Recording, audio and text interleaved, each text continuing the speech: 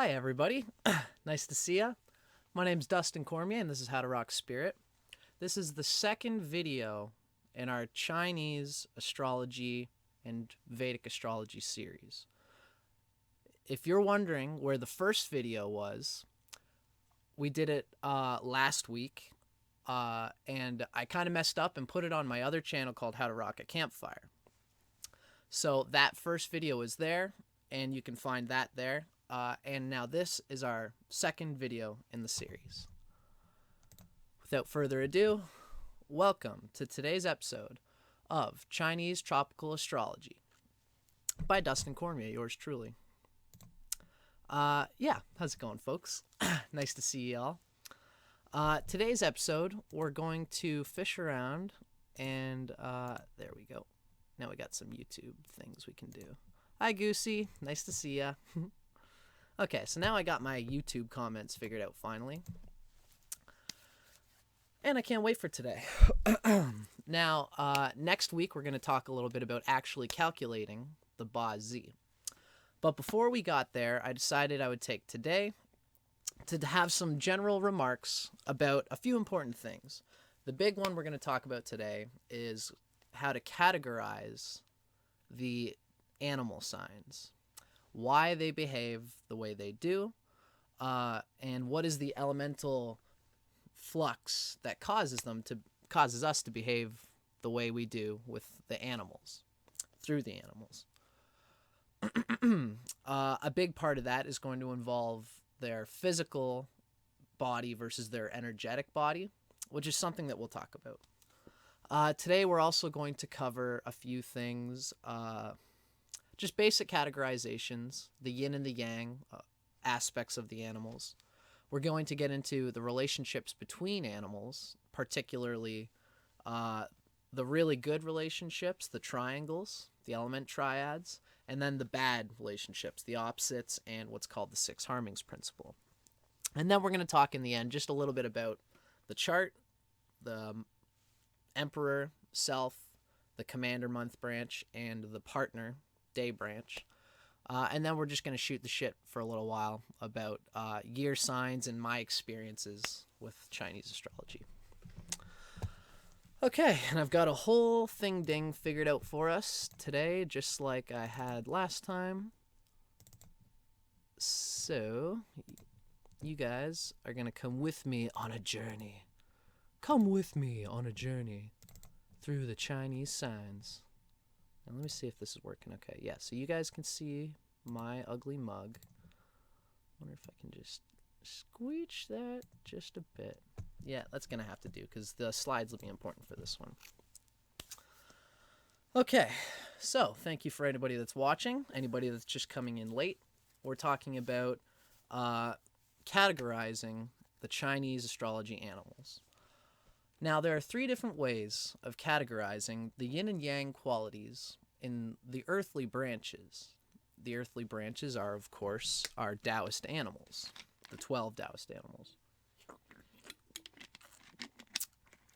There is a linear split, which basically involves going from, technically, rat is the most, is the zero base yin, and then horse is the zero base yang, the most yang. After the horse, qi starts falling down. After the rat, qi starts lifting up. That's ascending qi. So the rat has a qi generating momentum. Technically, the elementality of it there is kind of wood and fire are ascending. Metal and water are descending. And so there's a yin and yang that way. The wood types and fire types have a yang vibe. And I guess that technically includes so many different ways of categorizing these. I might just say that wood and fire are yang, and then metal and water are yin. And there are even different types in those. Fire is more yang of the ascending qi, wood and fire. And water is more of a yang expression of descending yin qi. These are all things that we just have to think about, in terms of breaking down the dualism of yin and yang.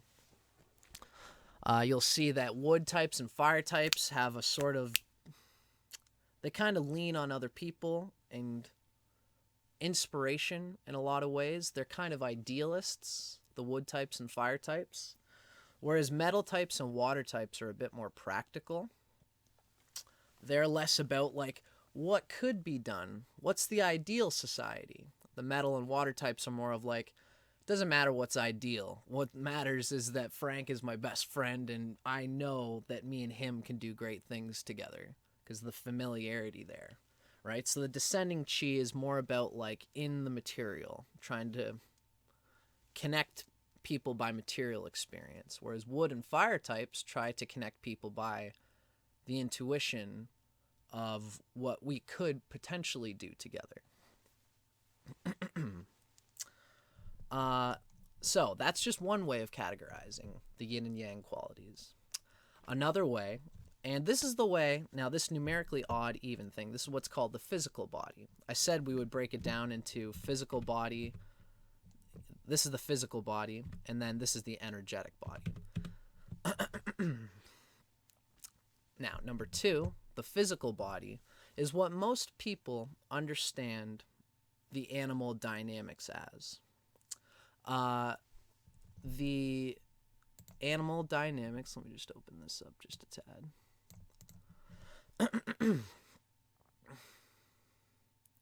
Most people see, for example, when you read the Chinese, I'm going to get the darn thing. I love to mention and show these books because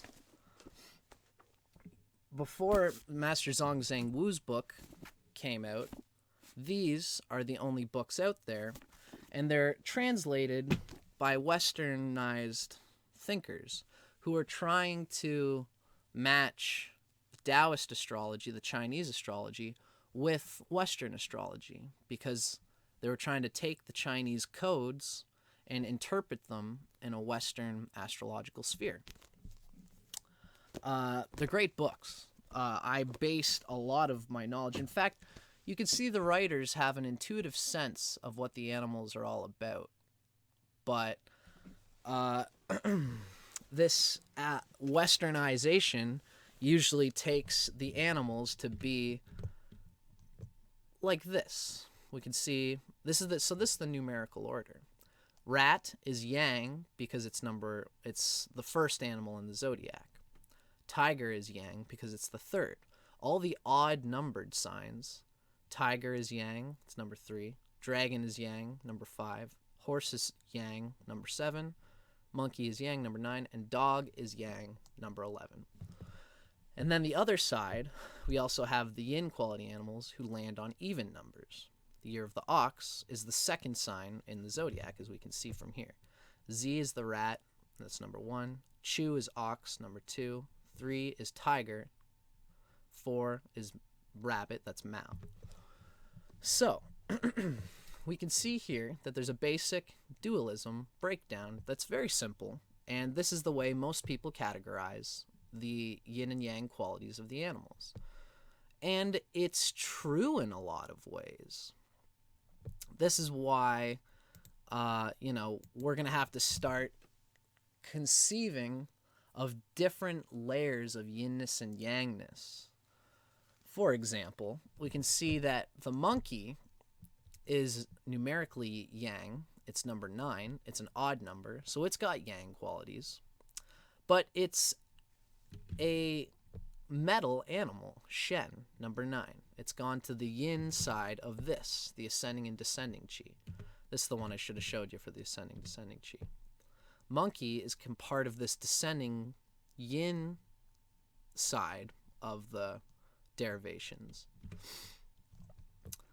Now, just because monkey is yin over here, and they've got a holding quality, they're less, like I said, about being inspired by ideas. Monkey is more about what can I do with the people that I have? What can I do with the familiar relations and connections that I've made in my experience, in my personal life? That's more of a metal thing. It's descending chi. but they're yang in the sense of their numerical order. Monkey actually happens to be one of the most yang signs in the whole bunch because they are numerically yang, number 9, but they're also energetically yang. And the energetic body is the main thing that we want to look at in Chinese astrology. For aesthetic purposes, it's good to know that, like, you know, a big part of my chart is the horse, for example. It's my day branch, and it is technically yang. It comes out in a yang way. Let me just make like a little point here. So the horse is sign number 7, which means that it is numerically yang, and it has a physical body of yangness. How I think of that in terms of myself, just a quick little personal example. I've got the horse day branch. I like to think of myself as someone who's very unapologetically going towards what I want to go to. I change a lot. The horse doesn't like to be contained, as they say. Whenever I feel like I want to change where I want to go, it's yang. It's an open door, just a spike in a whole new direction. Because of that, it's almost like it's in my body too. I find that the horse, the numerically yang, the physical yang bodies, the animals with odd numbered signs, are kind of explosive. They in their expression of their physical body, and in sort of like their spontaneous choices. So rat is the same way as horse in that it's yang. It's an odd numbered sign. Rat will make a choice, bang, and it'll do it. And rat is very scattered. So is horse. Because both these signs, in fact, really all of the odd numbered signs, are explosive. They're tuned to a tight string. And they're ready to go bang and go into another thing at any moment. This creates a...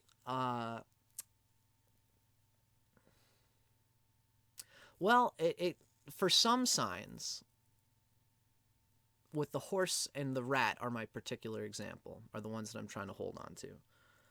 The other signs are very, very yang. Monkey is super yang, like I said. So is tiger. So is dragon, and so is dog.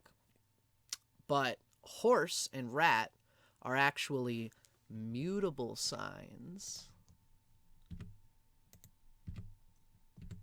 We can see horse is energetic yin. It's a mutable sign. Rat is also energetic yin as one of the mutable signs. So my whole point of this shtick is that while me, the horse, I will explosively go towards things, it's hard to contain me. It's hard to keep the horse contained in one space because I'm actually energetic yin, which is very mutable, which is constantly moving. It's almost like because of my yang face, it's hard to keep me contained as a horse. Rat is the same way.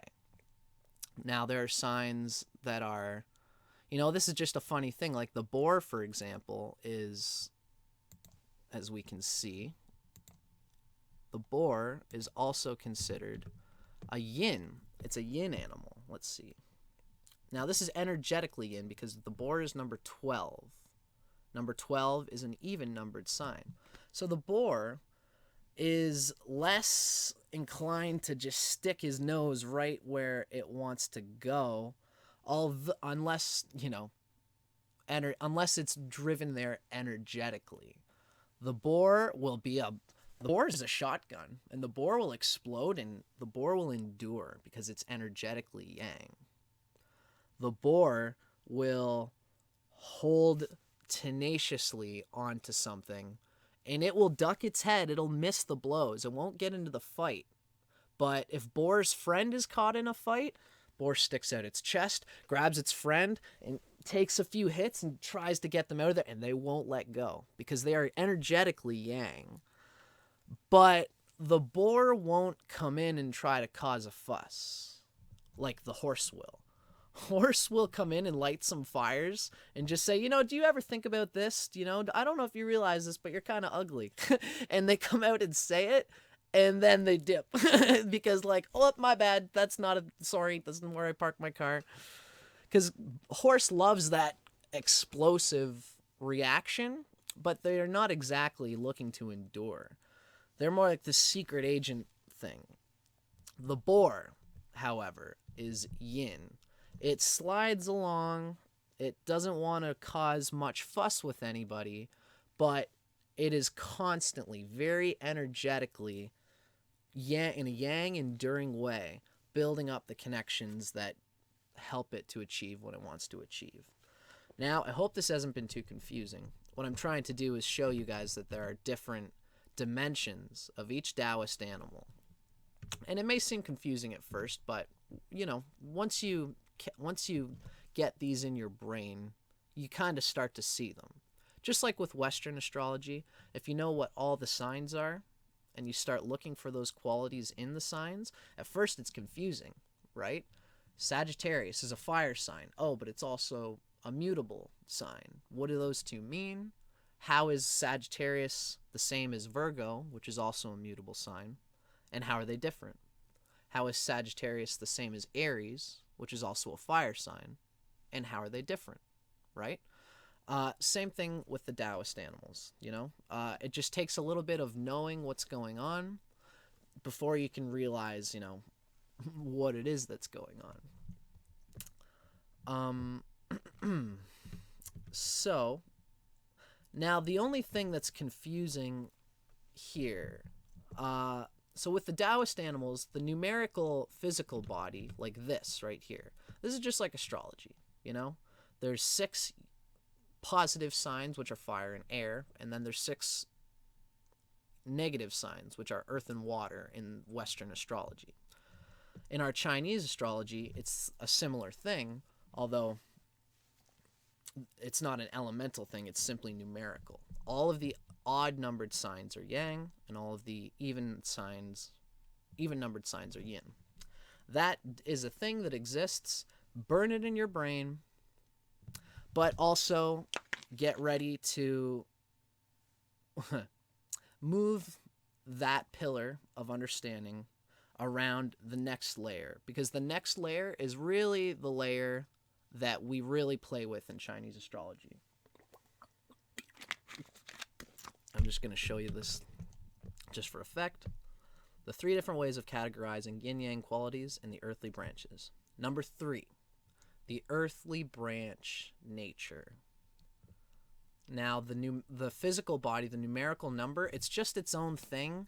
That's not even... That's what I was talking about, that, like, for example, the Handbook of Chinese Astrology and Taoist Astrology by Suzanne Leavitt, these people categorize the animals mostly through the numerical physical body, the numerical odd, even stature. This energetic body is something that the Taoist astrology people really go by. In Taoist astrology, you're speaking to all 3 of these layers at once, which sounds confusing, but again, you get used to it. Now, this 3rd layer, the energetic layer, is the big one. Now, it seems simple at first, but when you see there's all these pluses, and they don't seem to have a pattern, and they kind of don't, although they kind of do. For now, let's look at this picture here. This is our first picture of our energetic body, or of the energetic nature and body and behavior of the signs. Now, this seems to make sense. We've got Chu is the ox, and it is a yin earth animal. Okay? Do we see that there's 4 earth animals?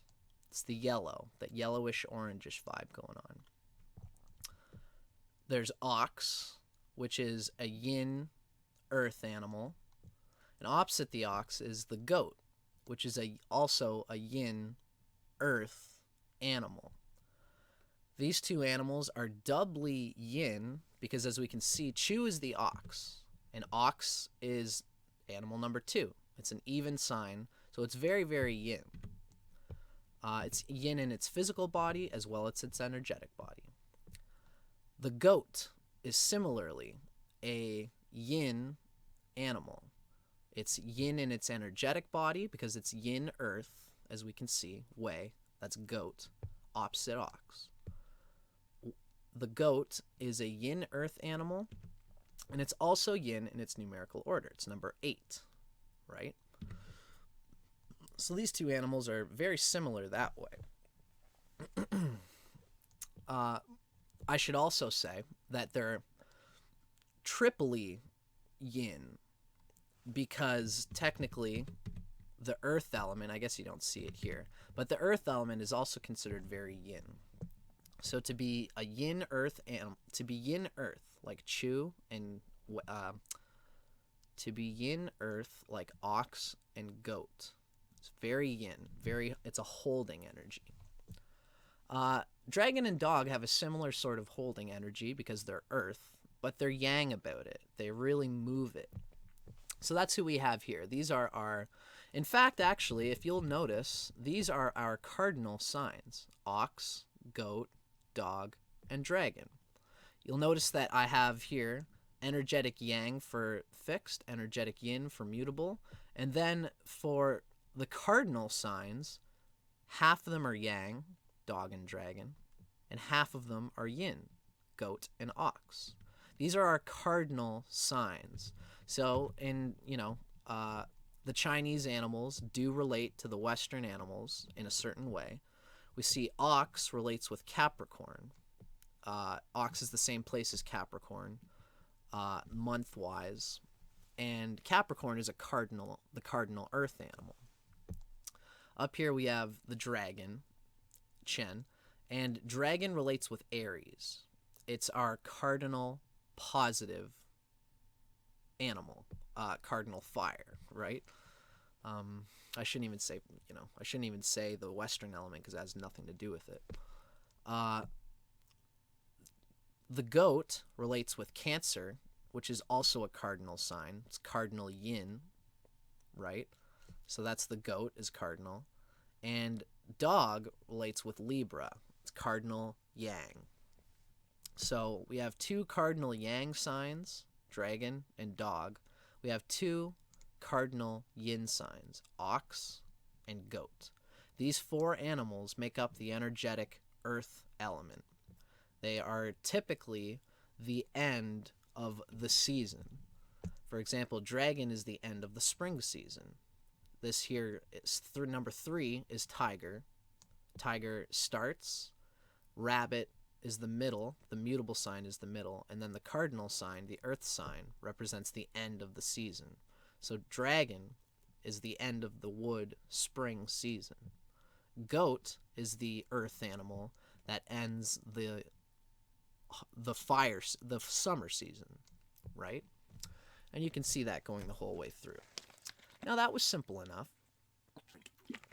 Our 4 cardinal signs basically line up with their natural yang and yin numerical order nature. So they're kind of doubly that. Dragon is sort of doubly yang because it's yang energetically and it's yang physically in its physical body. Same thing with dog. Dog is yang earth energetically, and it's also yang in its physical number. Hopefully this isn't getting too boring for you guys. Let's see here. Yeah, okay. Well, we're coming along. Now here's where things get interesting. We've added in 2 extra layers here to our essential thing. Now it looks like they're just confusedly all over the place, but there is a science behind it. Okay? Our 4 cardinal signs stay as they are. Now, we can see, I guess this is probably the best way to show it, is that just like in Western astrology, we have fixed signs and mutable signs. I wish I had a thing to kind of show it. Yeah. No, I guess I don't. But that's okay. So, the rat. We can see that the rat in our... this is kind of the cycles right here. Let's see. Here's our rat. It's a mutable yin sign, right? So all of the mutable signs are yin, energetically yin. We can see horse and rat are both energetically yin, which means they don't have a lot of staying power. We can also see that the rabbit and the rooster are energetic yin. I guess it's not that they don't have staying power, but it's that they're always blending themselves. They can fit themselves to their reality a little bit more, and they put pressure on their reality, whereas the cardinal signs and even the fixed signs tend to hold on to one thing and try to hold on to it. The mutable signs are kind of the most mutable, changeable. Now, hopefully, you guys can kind of see what I'm getting at here. If it's a mutable sign, horse, rabbit, rat, rooster, then it is energetic yin, and it's a little bit more changeable. Now, if we have animals that are, I guess I should show you this first, okay? So, the rat, number 1, is yin, as we can see. Even though it's yang in its numerical order, we're on a whole different part of the energetic body now. Or the energetic body is where we're at. And this is more telling of the true nature of the animal. Z, which is the rat, it's a mutable sign, which means it's yin. So, if we start with rat as our mutable sign, we know how the order goes. Mutable, rat, cardinal, earth sign, right? All of the earth signs are cardinal. So, this means that we're ending our ox is going to end the water animals, the winter. Now, when we get into spring, it starts off with a fixed sign. Every season starts off with a fixed sign. Just like the boar, number 12, is a yang animal. The yang starts the winter season, and then it comes into the mutable sign rat, which is yin, and then ox, which is also yin. Now, spring is the start of another cycle. And since spring is a new cycle, and the wood cycle, tiger, this number 3 is tiger, is yin. Tiger is a yang animal because it's also a fixed sign, just like the boar is a fixed sign, just like the snake is a fixed yang sign, just like monkey is a fixed sign, right? We can see those all 4 points. The season starts with a fixed sign, which is yang. In the middle of the season is a mutable animal. In this case, that's rabbit, right? Tiger yang, rabbit yin. And now dragon is our yang earth animal, right? That's why, like we said right at the start, dragon is yang earth energetically. So that's just how that goes, you know. The cardinal signs kind of have their own flow outside of the other animals. Now, once dragon is done, we start a new season, which means we've got a fixed animal, right? That's snake, as we can see here. It goes fixed, mutable, cardinal. Fixed, mutable, cardinal. Fixed, mutable, cardinal. The whole way through. If we start with tiger, it's a fixed yang sign. That's this guy here. We got the plus because it's a yang sign. Because the start of the season is always a fixed sign. The start of the season is always yang. Tiger is yang. It starts the wood season. The middle of the wood season is rabbit. That's yin because it's mutable. Fixed tiger is yang. Mutable rabbit is yin. Then the dragon is cardinal yang, just because we all know that dragon is yang and they'll make a point about it. Then once spring season is done, we come into the fire season. The start of every season is yang.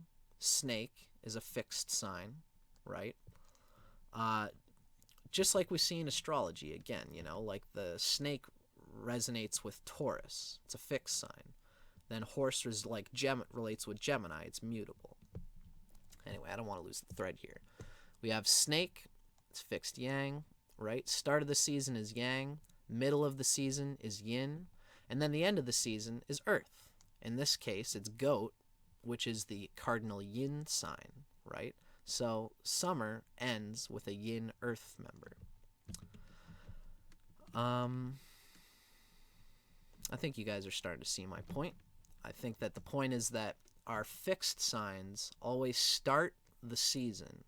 Boar, let's see, tiger starts the wood season in its energetic yang because it's a fixed sign, right? You can see here, tiger starts.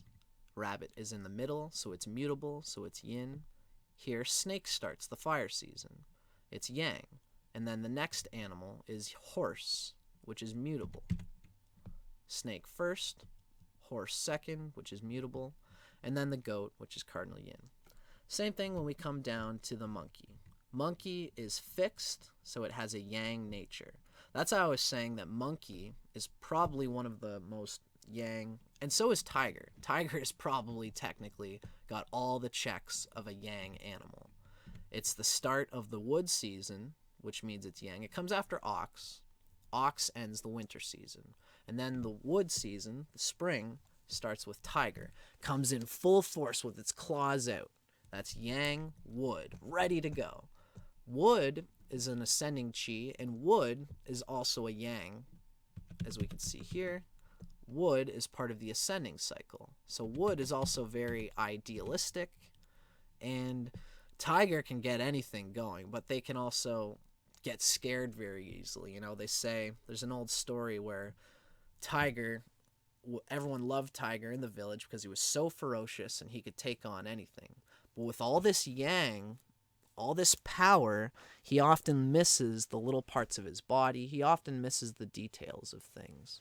And that's why someone came along and lit the tiger's tail on fire. And when you light the tiger's tail on fire, he runs around and he destroys the whole village and lights the whole place on fire because he's freaking out because he can't get the fire that's just behind his own tail. He's wide of face and narrow at the back, right? So tiger is like the most yang. And so is monkey. Even though monkey is a metal sign, it's still fixed. It starts a season. Any animal that starts a season is going to be fixed and is going to be very yang. Monkey is also energetically and physically yang, just like the tiger.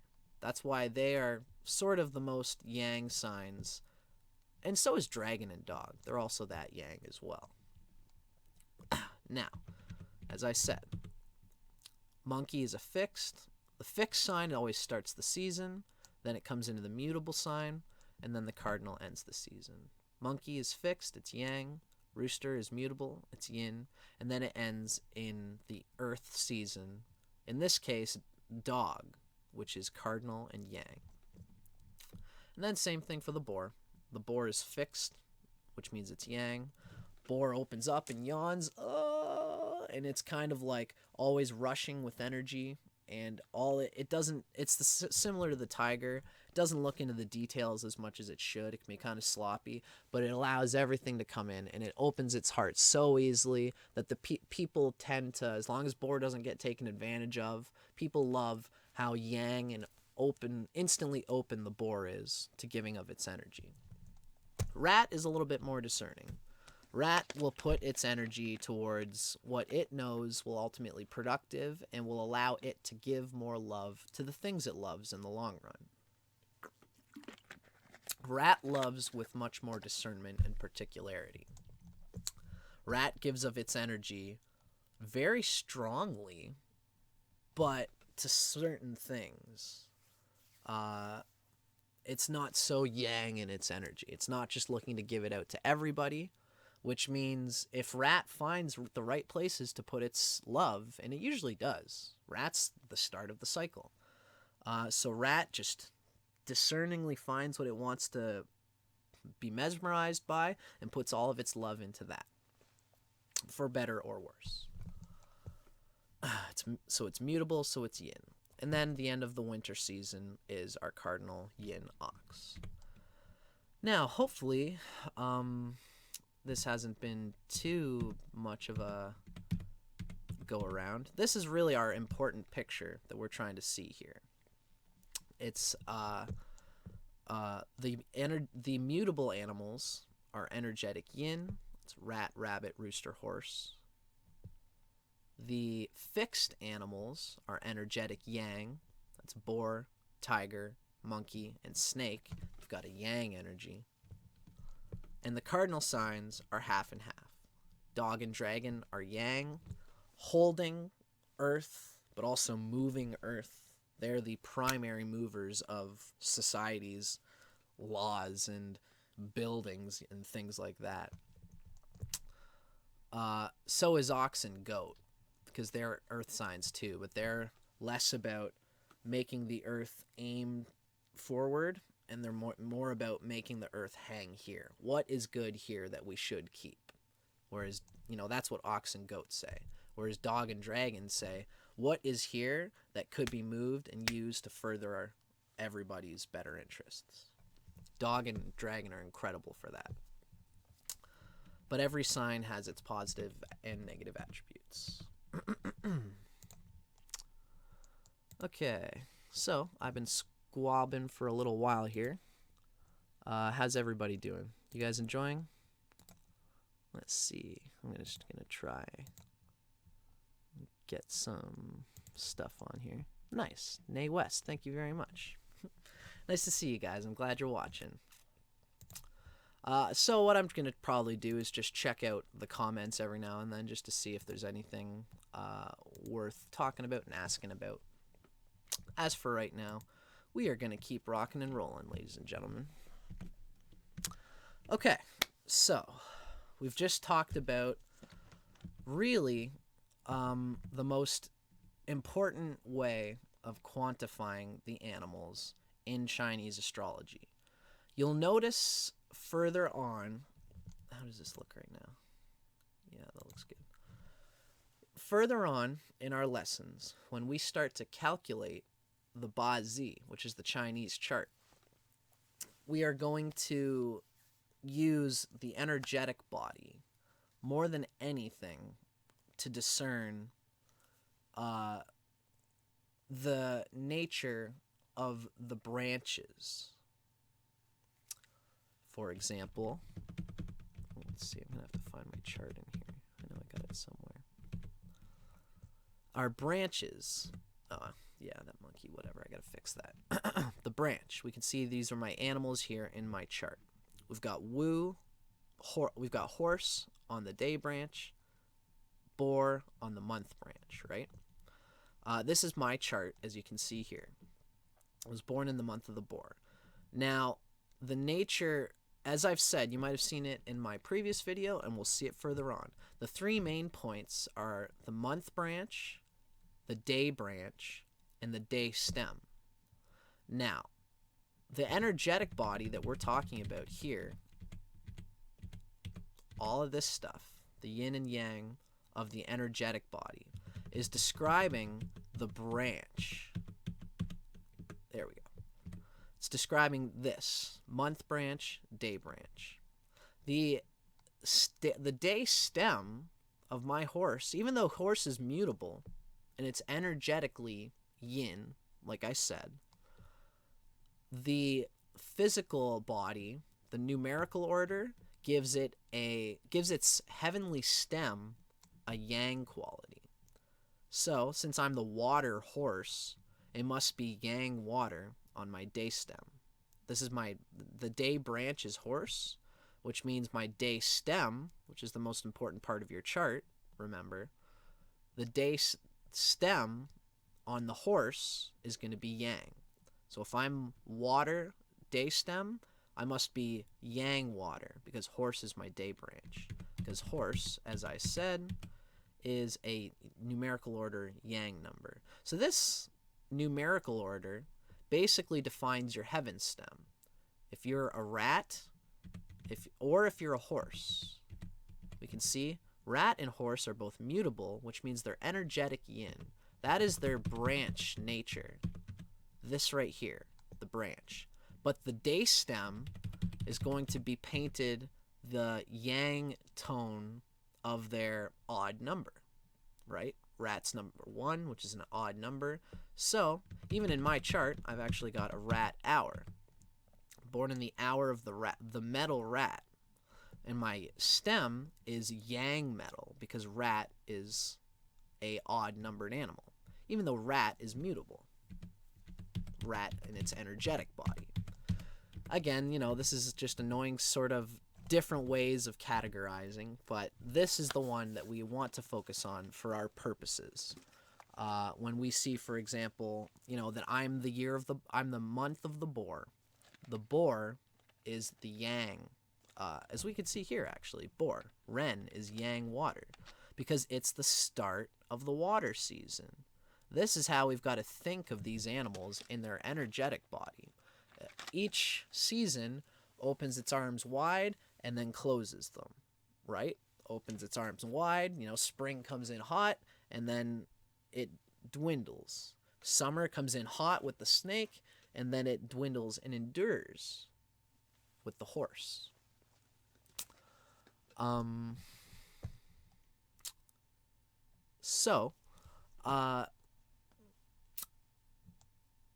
Yeah, the energetic body is really what we're going to be looking at when we look at the branches, the animal signs themselves. Not the heaven stems, but the animal signs themselves.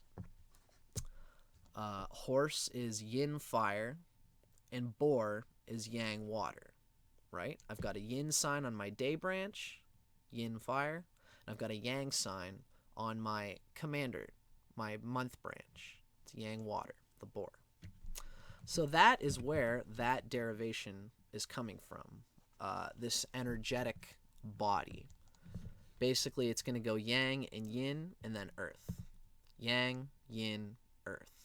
Yang, yin, earth. And that is the pinnacle categorization, the 3 different ways of categorizing the Taoist animals.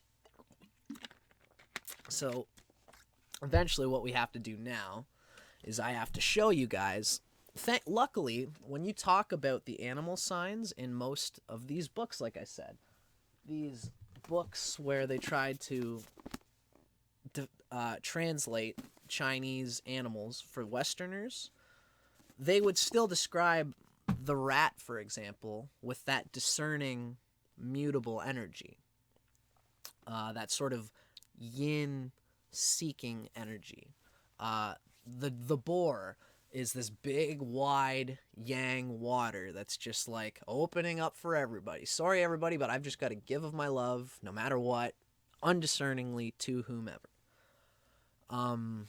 The boar is specifically about the love vibe because it's just this yang water. It's just sort of their thing. Remember, like I said, water has to do with the people. It's descending chi, metal and water, which means that the boar is really trying to hold together those people that keep the boar having fun and being like feeling together. The boar is very much someone who's like someone who has lots of connections and tries to use those connections in that yang way. Whereas the snake, for example, is yang fire. It's the opposite of the boar. So yeah, snake is can be very hard, but snake will find people because of its warriorish sort of hard vibe. It'll find other people who are willing to hold to their idealism, to their plan, and who are just as capable of them as they are of staying and holding on to a project outside of themselves. Boar holds on to the people that are them. It's descending chi, it's material, and its connections with people. Snake holds fiery possibilities in the business world or in creative projects. Snake will hold on to those people and those things which can rise up like fire. And it's an idealism thing. That's one of the reasons snake and boar doesn't get along. Boar says, you should just love me because it's in the nature of love to love. And, you don't really love me. You just love this materialistic thing that I have to offer. And the snake says, you just love anything to boar. if you love everything, you don't really love anything. The snake says, you know, when I tell my wife that I love her, it's because we've got this thing worked out that's very good for the both of us, and we've both learned that we can take each other farther. And I love her, and she loves me, and it's true because I don't just give my love to anybody, right? They're both right, and they're both wrong. I'm going to try to do that a lot with these sort of descriptions, is show the opposites, because it's very useful for showing. The opposites are useful because the animals have the same nature as their opposites. Boar and snake are opposites. They're both energetic yang. They're both the fixed signs. Snake starts the summer season. Boar starts the winter season, right? Okay. So, now that we've talked about the 3 ways of categorizing the animals, those are the primary anchors. These are basically the primary anchors right here. The yin and yang qualities of the energetic body of the animal. So if you had to take anything from this whole thing, this is it right here. If you're a horse, you're yin. If you're a monkey, you're yang. Dog and dragon are yang. Ox and goat are yin. So I'm glad you guys can see that. Now, let me just do a little sweep here. Okay. The next part of our discussion is on sort of the relationships between, let's see here. Yeah, this looks good because you can see. Sorry, I'm still working on all this computer stuff. The next part of our lecture today is going to be on the relationships between the animals. Now, we're about to talk about something that, to me, is very, very important to Chinese astrology. I'm sure that a lot of you have probably already seen, to little degrees, what we're about to talk about. It's the harmony triads. This is similar to the triads that go on in Western astrology. Scorpio is a water sign, Cancer is a water sign, and Pisces is a water sign. When we look at the harmony triads, I'm going to show you in a moment, we can see that the animals which relate to those 3 are also in a triangle. Okay? We can see that the boar is typically related to Scorpio. November 8th starts the boar month. So boar relates to Scorpio. Rabbit, who's in a trine with the boar, relates with Pisces. And rabbit and boar are in a trine with goat, which represents Cancer. So we got Scorpio, Pisces, and Cancer. Again, that's only for familiarity's sake. Try not to put the attributes of the Western signs onto the Taoist animals, because it doesn't work.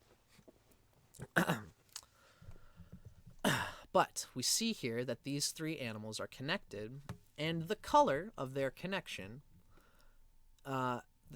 is actually, it's green. The reason that you can't, these 3 animals don't relate to their Western astrology, it's because they don't all have a watery quality to them. What they have is a wood quality, and wood is part of the 5 elements, right? As we can see here, we've got goat, pig, and rabbit. These 3 there's a green background because they all are part of the wood element, right? So they are the wood triangle. And anytime that these animals get together, whether it's in combination, whether it's just boar and rabbit, whether it's rabbit and goat, or whether it's goat and boar, these 3 animals will have the vibe of what's called the catalysts. It's the wood energy, and they create a wood energy together. Wood is very forgiving. Wood moves around rocks instead of, you can see wood and roots going around a boulder in the dirt. The wood will always find its way around things that are settled. So they are the catalysts. They are the unifiers of the zodiac. Goat, rabbit, and boar. They tend to... I should have made a little slide for it. They tend to provide the energetic connections between all the other triads, which tends to bother the metal signs, rooster, ox, and snake. We can see that the metal signs are always opposite a wood sign. How this relationship tends to go is the boar, the goat, and the rabbit are wood types. They're just like, they want to make connections with people, and they want those connections to help them stay alive emotionally and physically. They are all about making those connections, because ultimately these three animals are important because they say a lot about what Chinese astrology represents on the whole, which is that humans are greater as a sum which is greater than its parts. Chinese astrology is a materialistic astrology which really tells us that there is good luck that comes from associating with elements which are conducive to the growth of your own element, and that's conducive to the growth of the other element. Also, it's also healthy to be with animals that clash with yours. But essentially the point is that these three animals just subliminally try to tie everybody together at a place that makes them feel good naturally at the heart. Now, they're wood types, and the metal types aren't really like that. The metal types will be guided by a sense of utility more than anything. They like to connect with people who are similarly useful, who have similar skills, and who will contribute to helping out with them. Now, they're kind of doing a similar thing to the wood types. The metal triangle is also interested in connecting people, just like the wood triangle is. But the metal triangle connects people for their practical contribution to an equation. So, the boar, for example, or the goat, will just, let's say goat and ox. Goat wants to give ox a present, and goat says, we should love each other, so let's try to just give each other gifts because it'll just make a connection. So goat gives ox a gift, and sometimes ox will just take it as just like, oh, thank you, goat, that's really nice.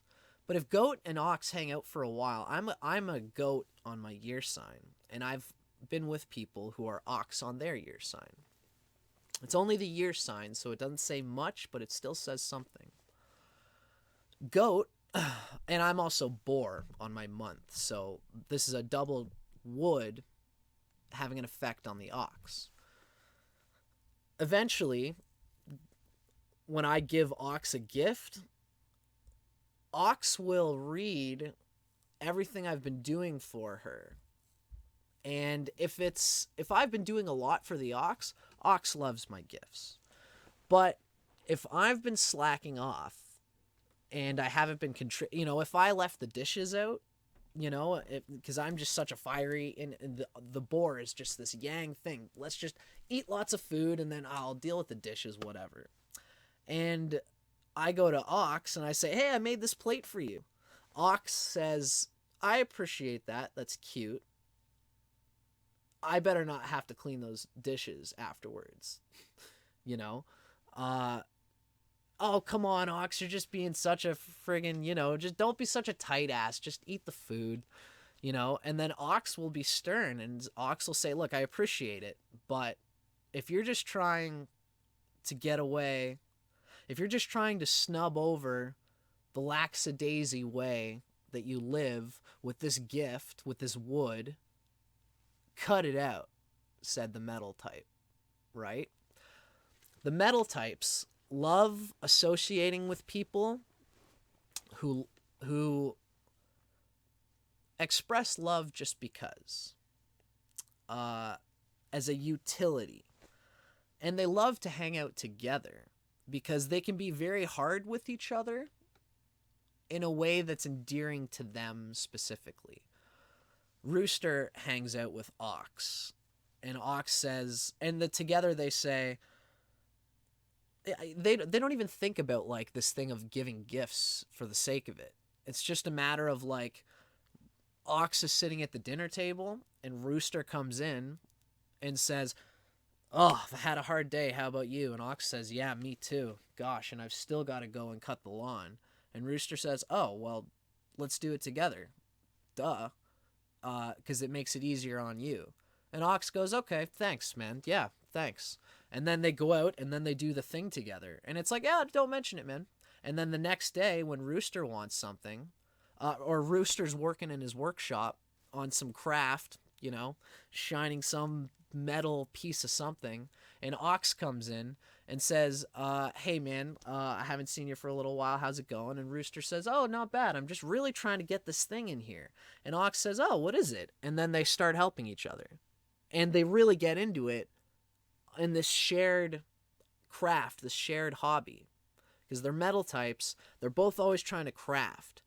And it's about the project. They might even bug each other. The metal types are always fucking shitting on each other. And just come on, you don't get it, just move. And they can be very bustling, but they love that they provide the space for that hacking away at each other. Sometimes it can go awry, especially with like two snakes together can really bump each other a little too much. Two roosters together can have a cockfight, as they say. Oh, on guard, and God, that can just be it's a whole thing. But ultimately, they love each other for it, particularly when it's like rooster and ox, or rooster and snake, or snake and ox. And, The wood types, on the other hand, the people in these this triangle, goat, rabbit, and boar, they'll give love for the sake of giving love. And they find the metal signs to just be grossly...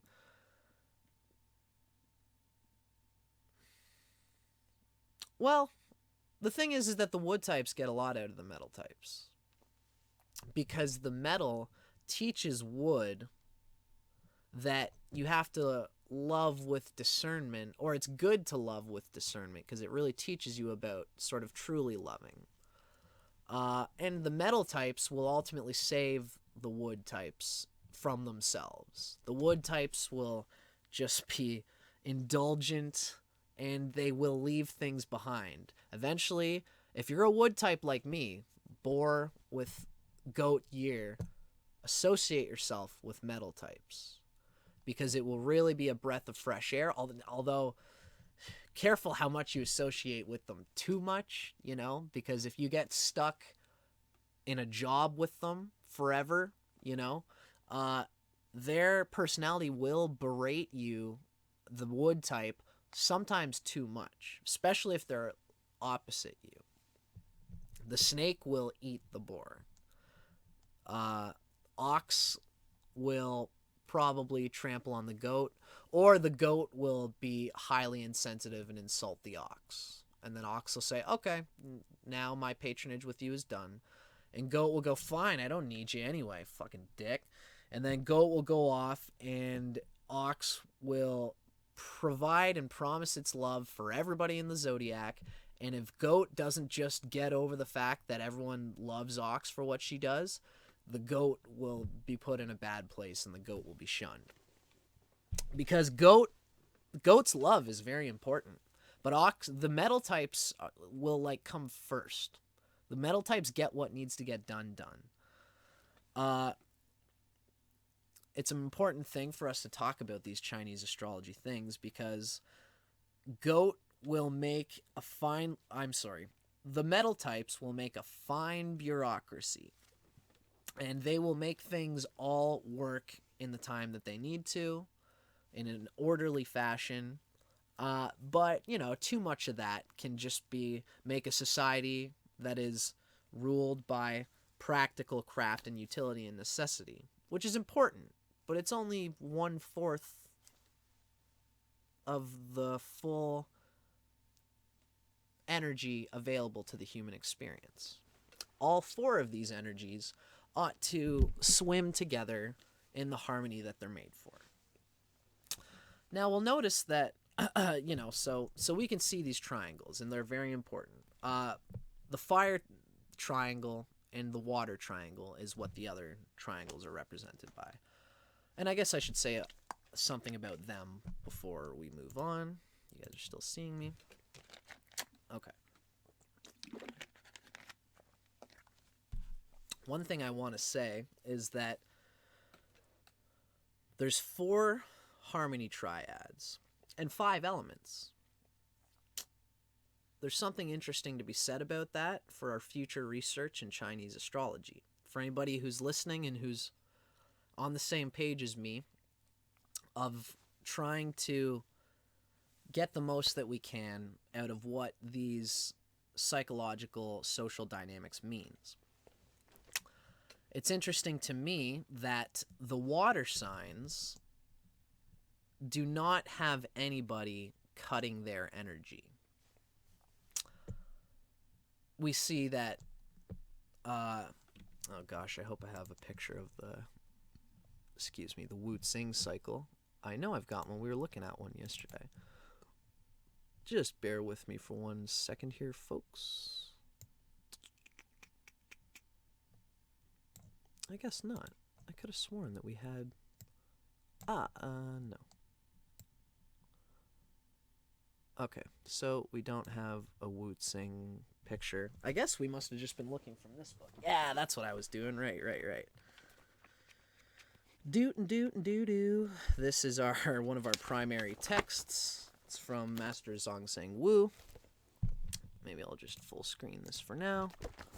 So we can see this is our Wu Tsing cycle. And we can see there's the crossing effect makes a cutting and moderating effect. Now remember what I said about the wood triangle and the metal triangle. This is metal right here, and this is wood right here, right? Metal cuts wood, and wood cuts earth. So I did say that the wood types are presenting something very important to us. The wood types are just blindly making connections out of the earth that's right in front of them, and they have the greatest capacity out of anyone in the triangle to deal with the earth that's in front of us all. Earth is the center of us all. Now, the water types, I'll just get this point out one last time. Metal cuts wood. Metal cuts wood. So that means that those in the metal triangle are going to cut the wood types and sort of organize them, and the wood types will get frustrated with metal, but we need metal. I'm a strong wood type, and I need metal in my life more than anything. Although I never tell them that. Believe me, that's not something you want to do. Just let them know that you love them and that they're important in your life, and, do the wood thing or whatever. Don't give them too much of a head trip because they will just bury it too far. But that's it's my own personal bias. All of these elements are important. Chinese astrology tells us that, this is a thing I'm trying to say about Chinese astrology and the social dynamic. Tropical astrology tries to find a balance within. Chinese astrology finds the balance with other people outside of ourselves. It's a very important point. Burn that one in your brain if there is one. I'm going to try to keep reiterating this sort of mentality. But you see it written in the thing. Now, metal cuts wood. Wood cuts earth. So the wood types don't actually cut... There's no earth triangle. So wood does not have the advantage of cutting anybody, being the person that's cutting somebody. So wood types put up, thankfully, they love to serve. They just love to give to people naturally because it's part of what they do. It's a parasitic sort of thing that the wood types do.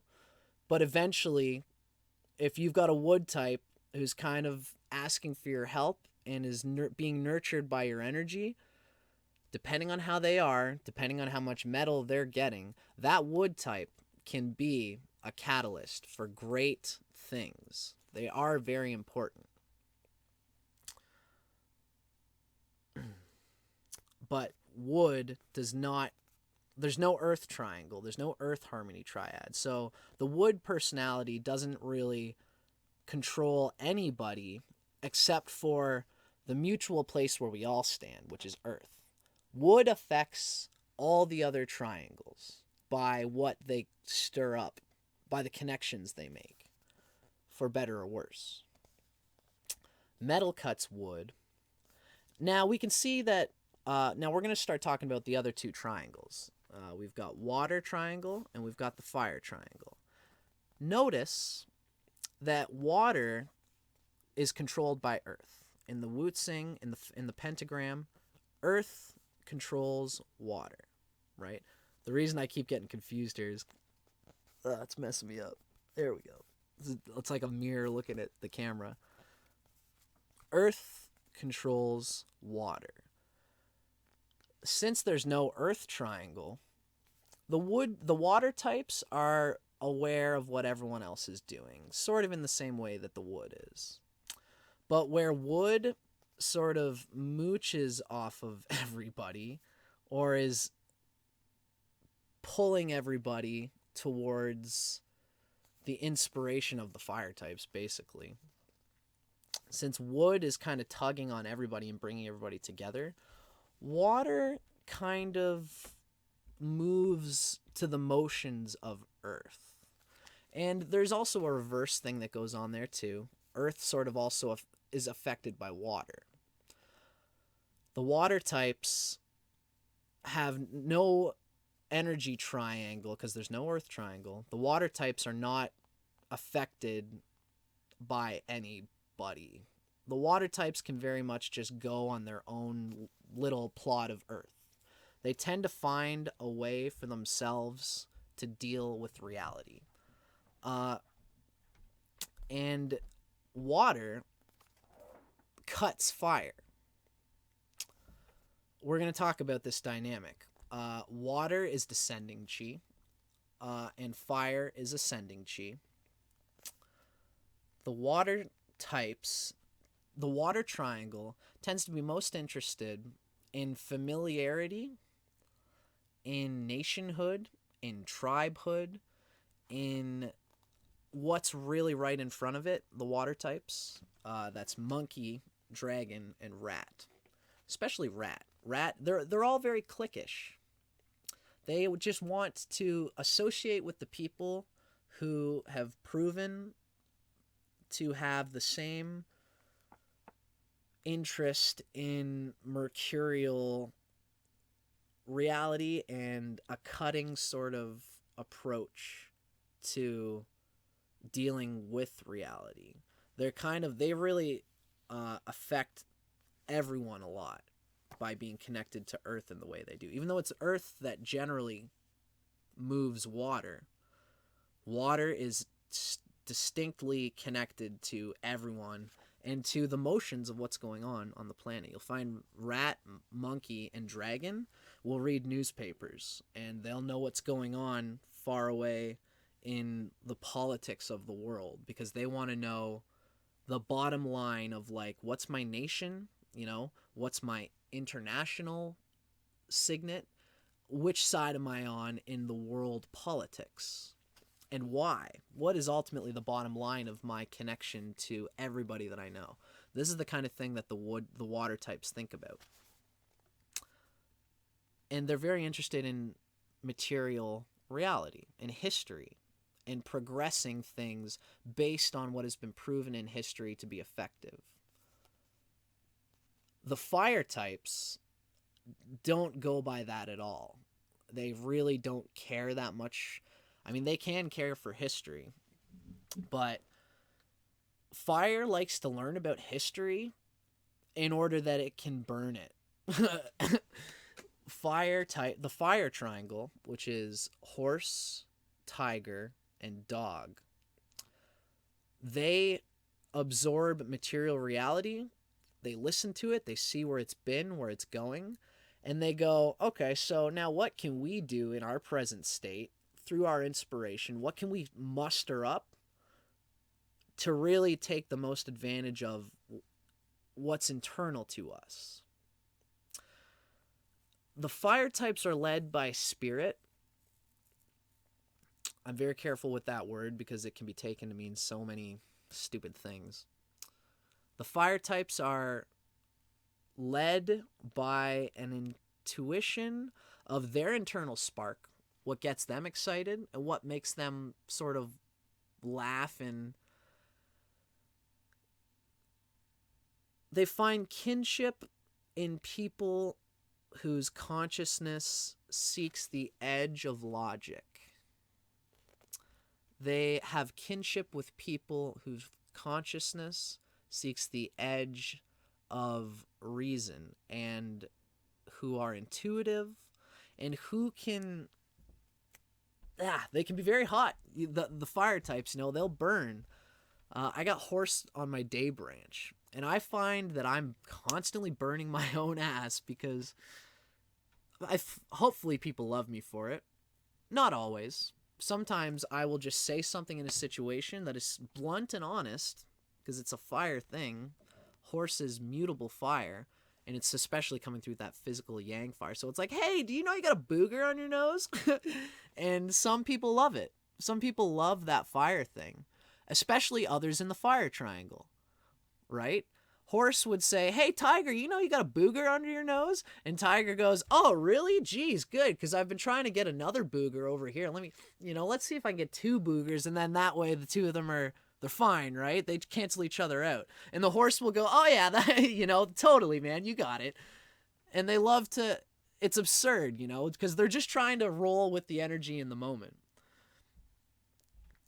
If horse ever told rat, hey, rat, do you know you got a booger on your nose? Rat would be like, I don't know. I should be careful with what I say here because this is just me. A lot of the times, this is just me being the horse and thinking my thoughts. I think if horse ever told rat that rat's got a booger in his nose, rat would probably say, you think that's bad? Jesus, you should see what your friggin' shoes look like right now. Or like, I don't know. Rat would probably get pissed off by that. But rat does things that pisses off horse too. And we'll talk about it. I don't know. I'm just thinking about these stupid thoughts. But the point I'm trying to get at right now, essentially, before we get back to our triads discussion, is that water does not have anybody cutting it. In fact, what I said about horse and rat, rat will definitely get offended, and he'll say, and he'll throw some things out there. But ultimately, rat's not that affected by anything but its own purse, its own pockets, its own things that it's got going on. Sort of similar to dragon and monkey. You can make fun of dragon, and dragon will definitely be roused if you insult his honor and his reputation. But if it comes to like a bunch of people hanging out and they're debating and you try to say something to the dragon will basically be like, well, that's coming from someone who works at a factory or something like that. Dragon will be in some high place in society usually, or some underground thing, some gangster ass shit. And the dragon will be like, that's coming from this idiot. I'm not that offended because the dragon's more interested in the earth it kicks up than what fire has to say about it. And ultimately, water controls fire. So it's usually the other way around. Water will tell fire something that will make fire realize that its intuitions aren't that sharp or important. Uh, and the water types have a groundedness. The water types find out where they are. They know in their heads what's important to them, and they make sure that they have those important things so that they can be constantly a stream of ready energy. In battle, in debate, in conversation, in ego, in reputation, in anything. And the water type, since their consciousness is so tuned to material and to the progression of things and marks, social marks, it's descending chi. They're trying to hang out in the world down here. Fire types are just constantly going up. And they'll burn this spot in order to get to that spot. And, oh, you know, that spot back there was pretty good. We shouldn't have moved. Oh, well, it's the nature of fire to roll, so let's just keep rolling those dice.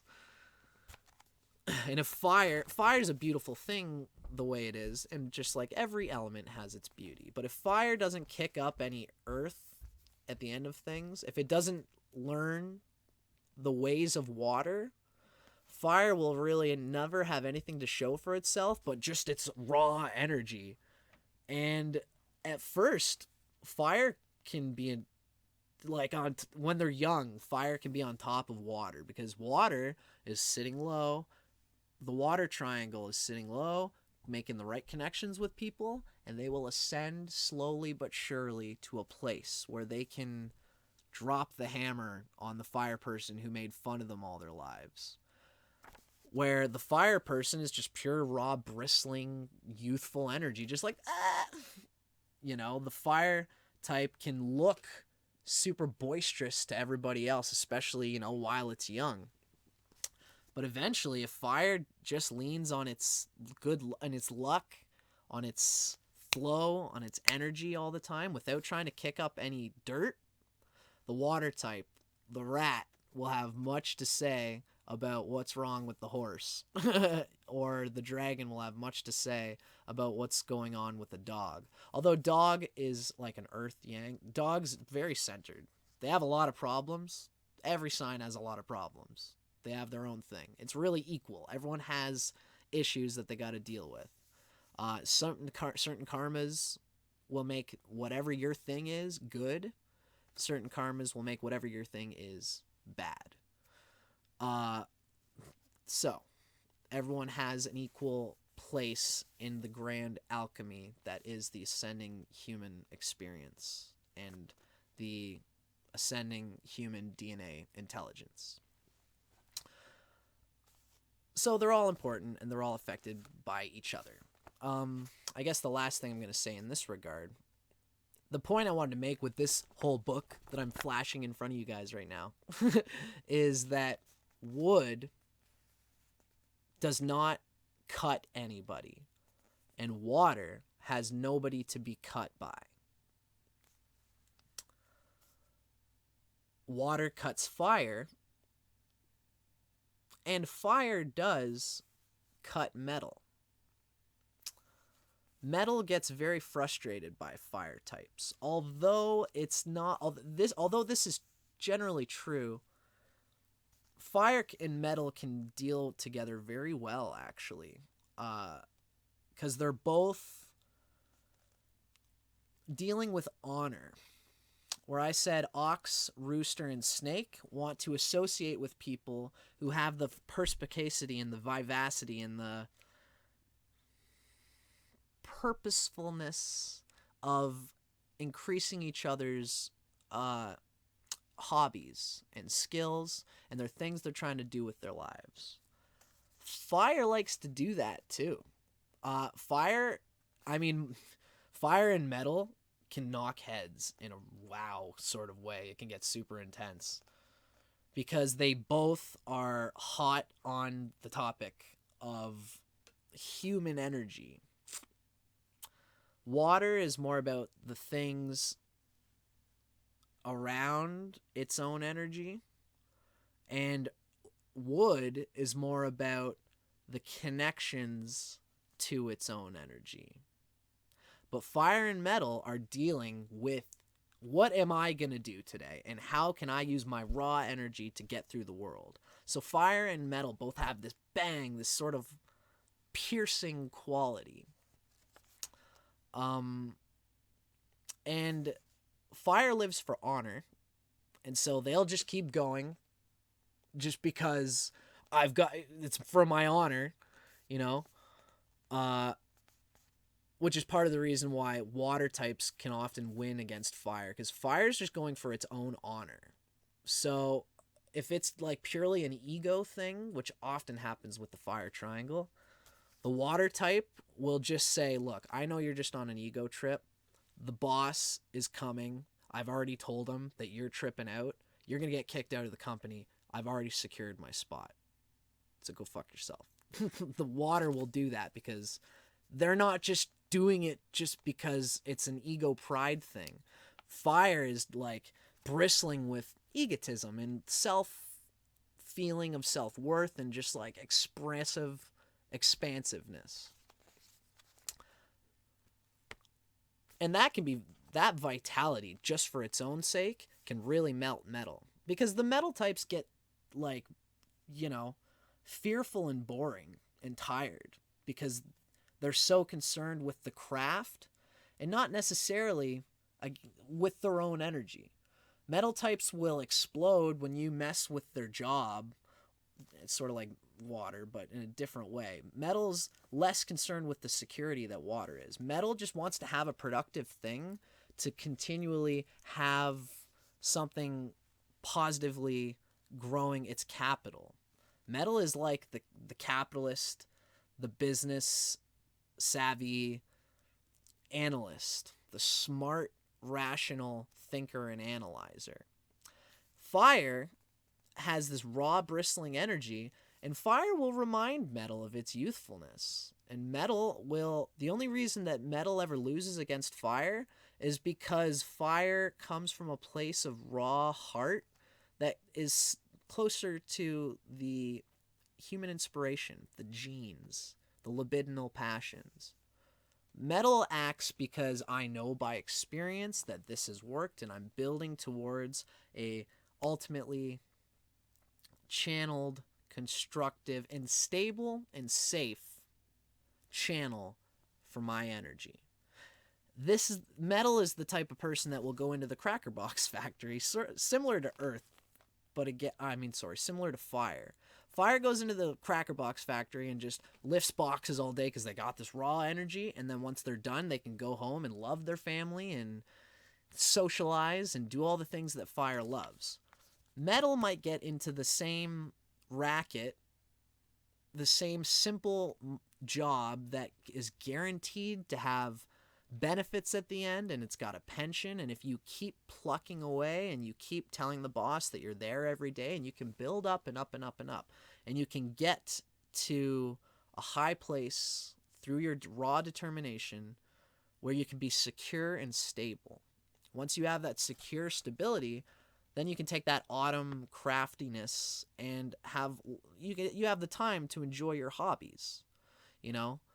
Metal types are recreational in constructive ways. They like to work on their car when they come home from work, and they like to have, or in a woman's case, probably more, there's woman mechanics, I got to be careful with the yin and yang things, and where it regards men and women.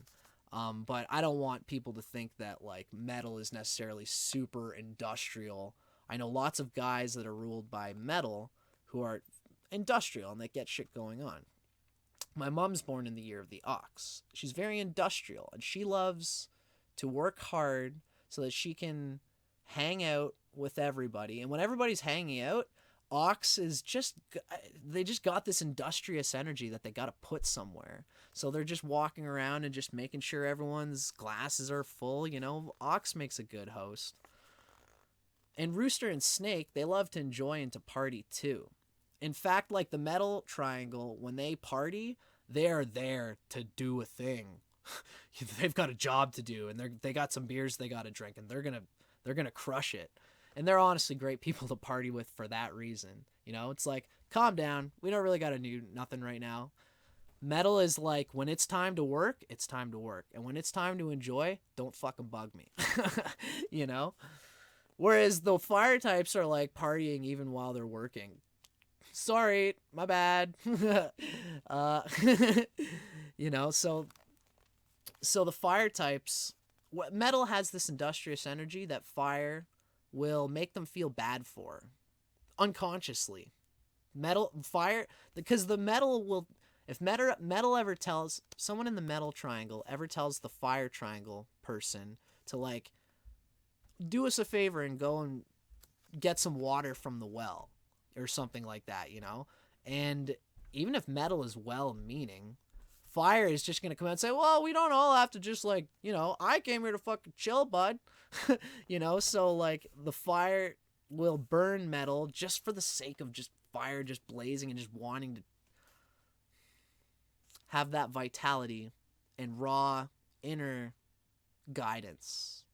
I'm guided by the feeling. So if metal tells me I got to do it because it's a part of this system, that sucks, you know? But if horse is at his place and horse or the metal triangle knows that like the water has to be taken because that's what we do and that's part of our honor, they'll do it for honor. You know, dog loves to do things for honor. Just like, of course I'll take the water to the well. I already knew it. But if someone tells dog or horse or tiger to do it because like you were supposed to do that or something like that, the fire type will melt the metal and say, relax. It's not, the screws and nuts and bolts don't have to be tied 200% all the time. Get off my back. So fire will melt metal that way and make metal feel like life is not always about that industriousness. Fire will make metal calm down their hard, this like fearful, like driven energy. And then metal cuts wood, like we said. And it's a flow. Chinese astrology tells us once again that it's not like if you're a fire type, you just be fire and you just melt whatever you gotta melt because you're the fire type, so you just do your thing. Sometimes it's good for fire to melt metal. Sometimes it's good for water to tell fire that you're being kind of a dick right now for no reason. Water often helps metal. And so, you know, the water triangle and the metal triangle kind of get along. Just like the fire triangle and the wood triangle get along. And we're going to see that further on in our little discussion of things here. Because we've got different relationship types, and you guys are going to see that. Now, can you guys still see me here? Yeah. So, we talked a little bit about all these different types of relationships. We noted that the wood types do not cut anybody, and the water types, the water triangle, has no one to be cut by. We talked a little bit about everything. The one last thing I wanted to talk about was the fire triangle versus the water triangle. So,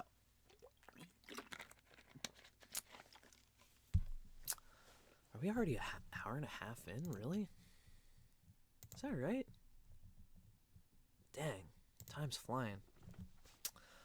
So, the fire triangle is horse, tiger, and dog. These fire types live more for honor. So they are the people who, they're idealistic just like wood is, but wood is idealistic about making connections with people. You know, oh, you don't think that we could get Johnny to be a part of our band? Oh, I don't know. Let me see what I can do. That's what the wood type says. The fire type is idealistic in this way. Let's say you're making a musical band, and the fire types like this bristling, real energy, and there's this guy, let's say Dino. Dino, yeah, sure. Dino is a wild, crazy guy, or like, I don't know, like Bon Scott. I wish I knew his animal sign, but, you know, some wild character who's just bristling with raw energy just for the sake of it, you know, and someone in the fire triangle says, let's get him in the band. And, you know, someone in the another triangle, like the water triangle. Let's say you've got horse and monkey in a band. Monkey is in the water triangle. Monkey is water. It's very discerning about what the people in its band connects itself to. What monkey wants to be seen as connecting to something that's going to build and that is edgy, but based on like history, based on facts, based on research, and based on old symbols particular to the monkey, you know? Now, monkey is very edgy as well. The water triangle, monkey, rat, and dragon, they're probably the edgiest out of everybody because their intuitions stem from the immediate reality. The monkey, they're very political, the water triangle, monkey, rat, and dragon. And they're political for the sake of just showing. They just freely give this like gong energy. They live for it, and people live to see them do it. Every sign can get into its own trouble. But so monkey, let's say we've got monkey and horse in a musical band, and they're trying to get it together. Monkey wants people who monkey knows will help its agenda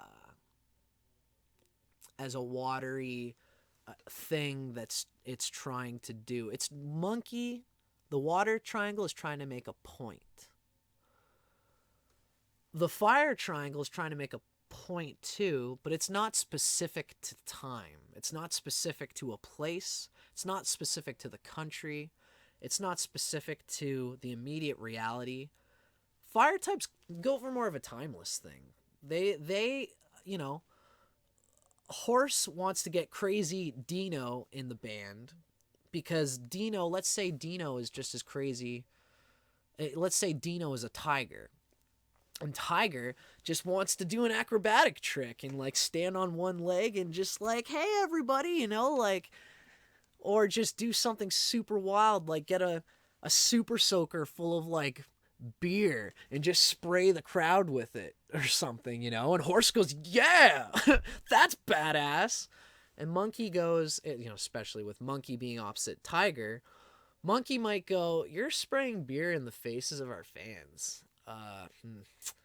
And like Monkey might say, like, this is just a bit wild, and it's not making us look very professional. So Monkey and Tiger as opposites, they have like very much this opposition thing. We could talk about that.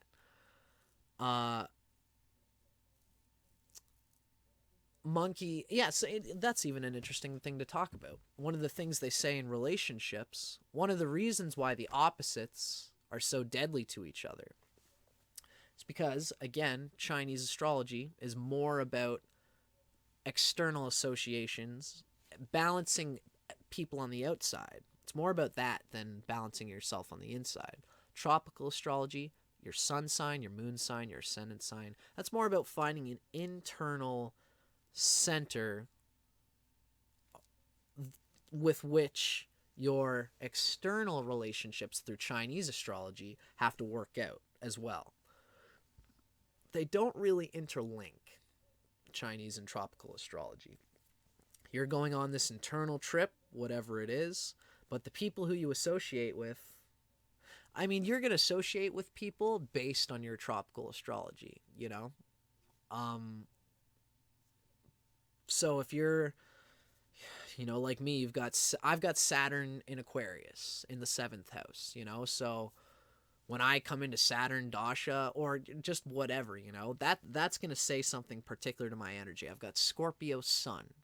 Those two things say that like my sun is Scorpio, and I'm going to find something in my life that's probably artistic, that fuses with people, but that's also got Saturn in Aquarius, which means it's rigid and it wants to do things for society and the group it's in. And it's, philosophical and all this stuff that I am, So that's my tropical thing.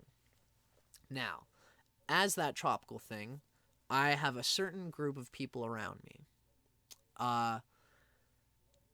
if I just decided right now to express my tropical astrology through my Chinese astrology connections with other people, I've got, lots of wood energy that would just do it in a wood way, and I would meet people in my life who are also wood, and I would deal with the metal people, the metal triangle people in my life in that way, you know?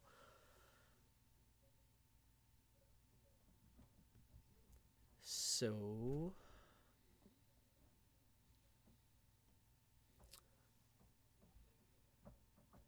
yeah.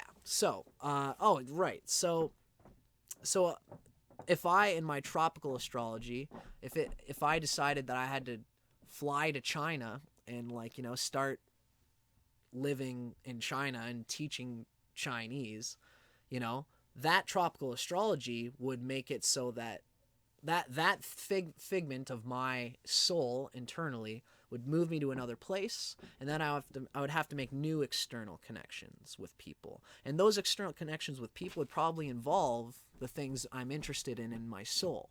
So they do connect that way, but ultimately, wherever my tropical soul takes me, it's going to generally play out with the same external dynamics with the people. In order for me to build and channel the energy in the material world that my soul wants, it's going to probably do it through the Chinese astrology and through connections to people and psychological dynamics that help me to grow based on the natural unfolding of my nervous system and their nervous system, which is what this is all about. It's a nervous system harmony outside of ourselves, not an internal psychological stability. That's tropical astrology.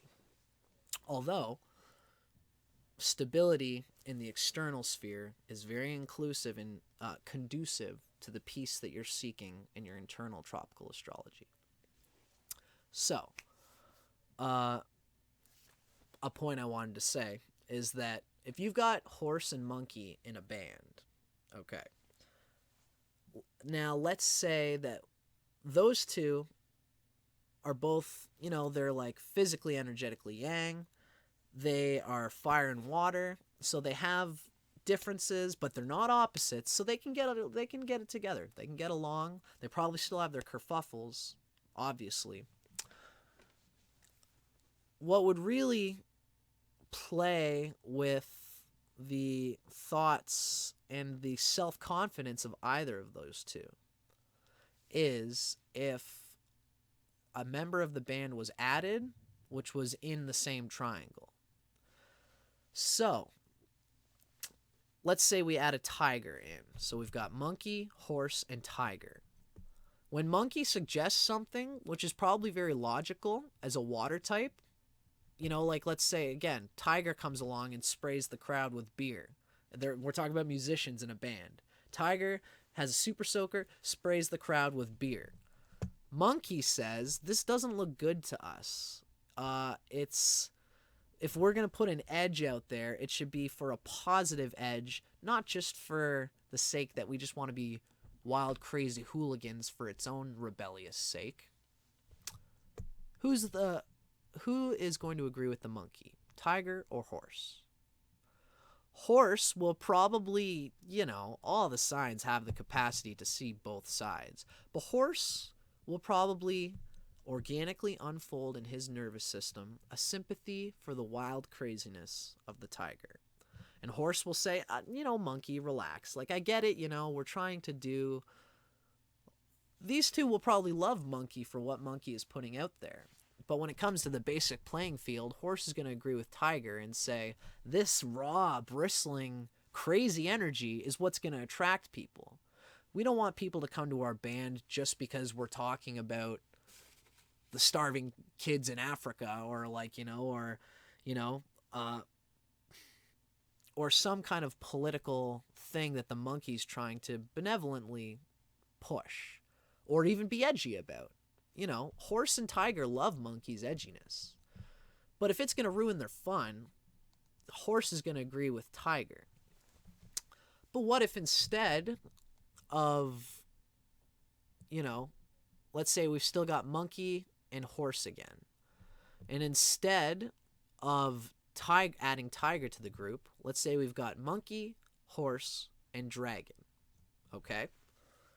Now, dragon is also sympathetic to monkey's more deeply rooted consciousness in political change, in political rebellious change. Dragon will kick up some dirt and really make an impression.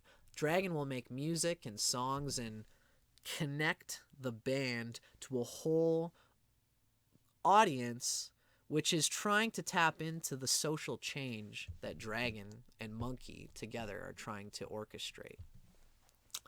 Horse can be a great addition to a band like this. Eventually I'm going to talk about this band dynamics thing. I'm going to do a whole video on it. I find music is a great way to describe these dynamics because I'm a musician. Horse would be a great addition to a band with monkey and tiger in it because it thinks so differently. While monkey and dragon are focused on the content of what they're making, trying to really blast people with these frightening images of, like, you know, they tend to be really interested in like fascism and things like this. Not for fascism, but like showing the damage that a fascistic, tyrannical, or, you know, that these sort of regimes can show. So they might have a projector slide showing footage of World War II and, you know, a bunch of people, a bunch of Nazis stomping around. And monkey and dragon are, you know, maybe they'll take that and then they'll show, like, in American politics where there's a similar thing, or Canadian politics. I'm in Canada. You know, they might show our prime minister and he's all happy, and then the next frame it'll show like Hitler and he's all happy and the people love him. And these juxtapositions of historical facts are what monkey and dragon are going to stir up. And people are going to go, maybe we're in that same kind of time and we just don't think about it. Now, that's a very water vibe. It's very powerful. It's very culturally driven. It's grounded in a root of earth, material reality. Horse is going to come along and he's going to play a song, and he wants these two to say, okay, guys, you guys have had an oceanic tide of freaky yin energy. Do me a favor, make the bass player go boom ba boom ba boom ba boom ba boom ba boom ba boom ba boom ba boom ba boom ba boom ba boom, and let me just friggin' rip some guitar for God's sakes, you know? And let me just and get out there and just the horse just wants to have it, the music for the sake of the music, vitality and energy. And the horse wants everybody to enjoy the show.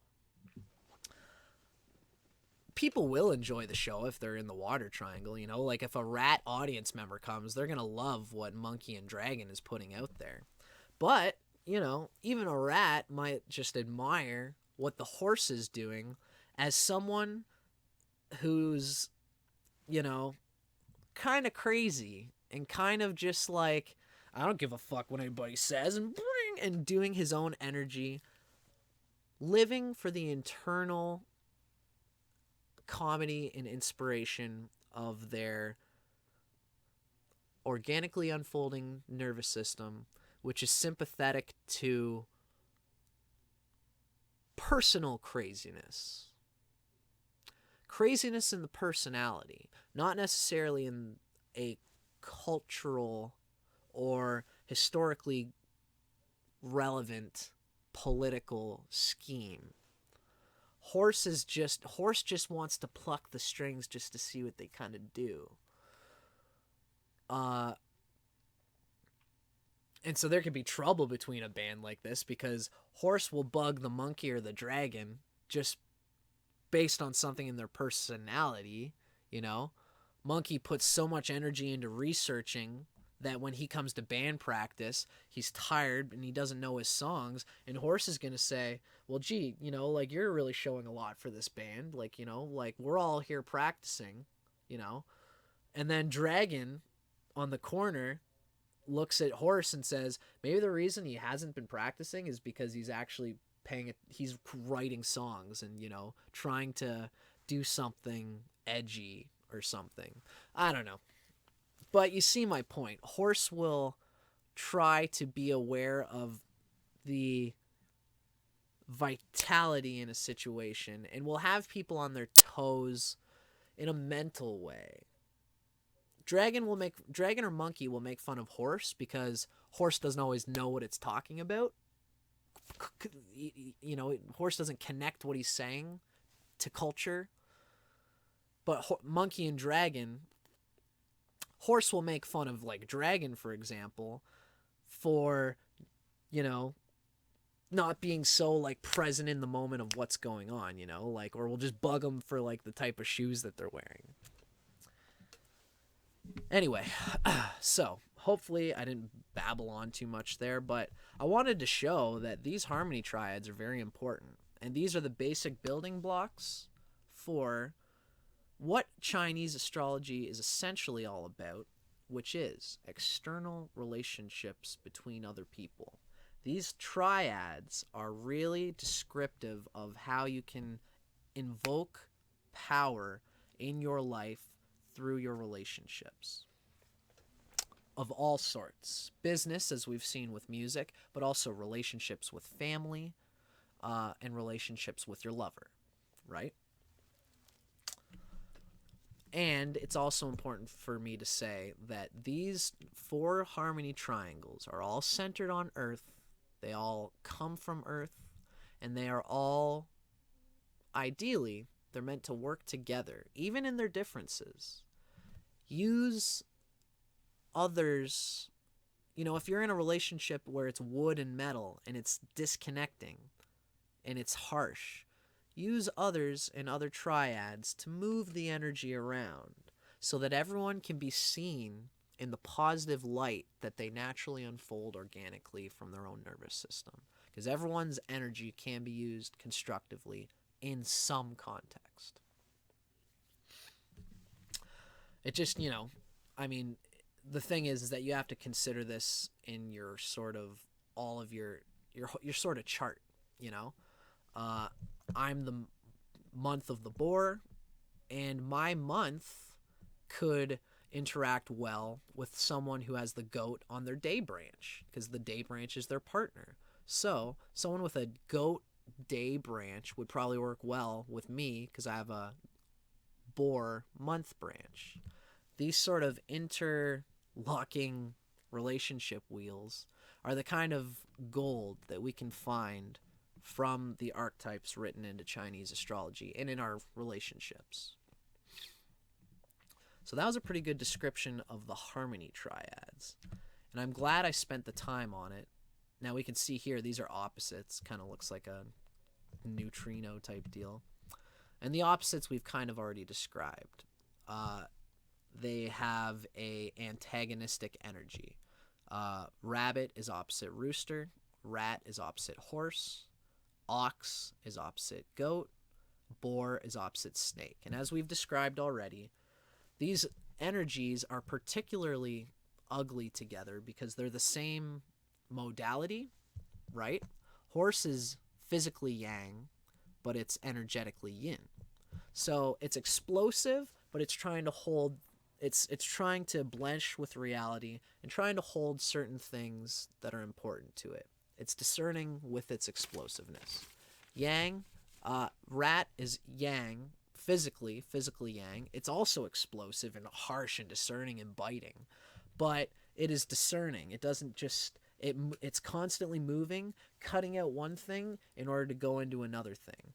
Now, because these two are similar that way, they can really frustrate each other because, rat can deal with anybody else in its way, and it'll like be okay, because people know that rat is discerning with its energy. But if horse wants to get a project going on and says to rat, so can I lean on you to stay here for like a year with me and do this? If rat ultimately comes to find that it wasn't really for him, he's gonna ditch. He's gonna just, sorry buddy, and he's gonna go towards what he really truly thinks in his heart is the better thing to do, or a better place to put his energy. And horse is like, what the hell, man? I'm trying to do this thing. And it's the same way if rat tries to set something up, and horse doesn't like it. Horse is particularly known for bolting over the fence. Because they're so similar, but are moving in different directions, they don't often work very well together.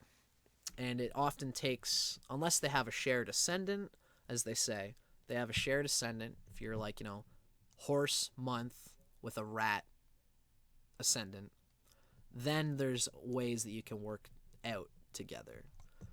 This is kind of true for me because I've got horse day branch and rat as my hour branch. So I can get along with rat, I find.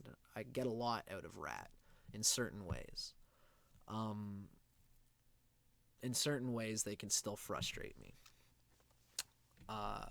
But in any case, so that is the reason why the opposites don't work out usually.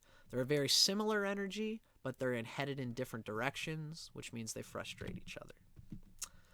Now we're going to talk about secret allies. And first, I'm going to say hello. How's it going, you guys? Gosh, I don't know how these things just go so fast. It's already 4:51. I started at 3, which means we've probably been at this for a little while. What I'd like to do is I'm going to do a quick little check Ruski on our YouTube comments. Miss Bright has lots to say. Oh, thank you, Miss Bright. Our main comment that I'm seeing here on my YouTube channel for this particular video is Miss Bright. She's a fire type, Scorpio rising, Leo sun, Cancer moon. Very interesting, lots of water, and she finds that it's amazing how accurate this is. You guys can see this, so I shouldn't just be blabbering about it, but I guess I'm ringing my own bell a little bit. Thanks, Miss Bright. Okay. I'm going to go to the bathroom real quick. We're pouring into, it's getting late here. And there's still plenty that I wanted to rap about. Story of my life. That's okay. If you'll just give me one moment, folks, I'm going to go to the bathroom, and we're going to continue on with the main guts of what we wanted to do here today.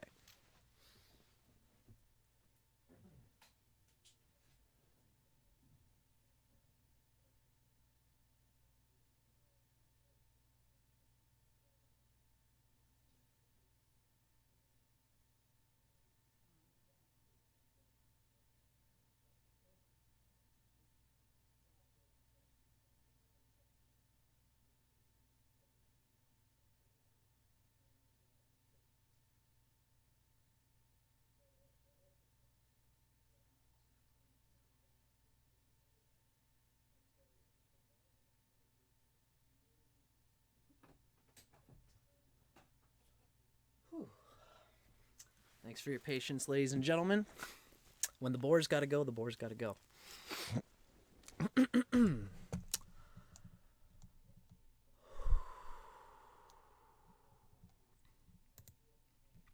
Continuing along. Still got a few more things that I would like to get out today, even though this lesson is stretching out more than I thought it would. It's the nature of the thing, because I'm explaining these pretty well. You have to put a lot of time into describing these things.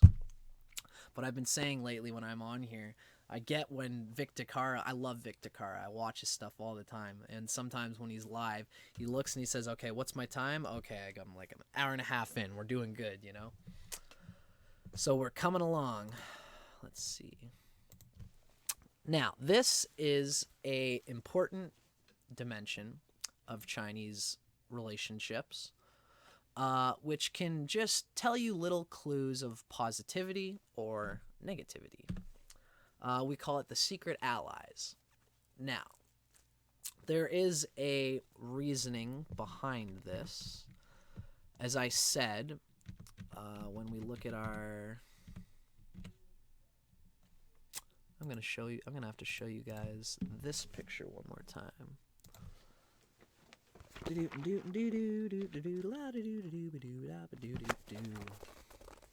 Now, yeah. When you see the Wu-Tsing pentagram, we talked about the cutting angles. This secret ally thing is important because we can see that the wood triangle often has someone in the fire triangle for its secret ally. The people in the water triangle often have someone in the metal triangle as its secret ally. Okay? And they kind of get along together well. Part of the reason why is, as we talked about, simply has to do with the relationships between the opposites. Horse and goat get along together well. They're secret allies, secret best friends. And when they get together, they have an earth vibe. They kind of produce earth. Goat is already a yin earth animal, so we can imagine that what happens in this combination is that the goat holds something. The goat is yin earth energetically. The goat tries to sit and hold the energy that horse goes out and collects. Goat sits in the shop and says hello to the customers, sells the product, says hello, waves hi, and does all the accounts, while horse goes out and meets other clients and talks to other people, makes connections, and really frilly connections, but horse goes by its nose. Ram is the goat is good at holding things down, and horse is good at, this business associate, I'm not sure, but hey, he's got a friend that has a friend that has a friend that might get us to where we want to go.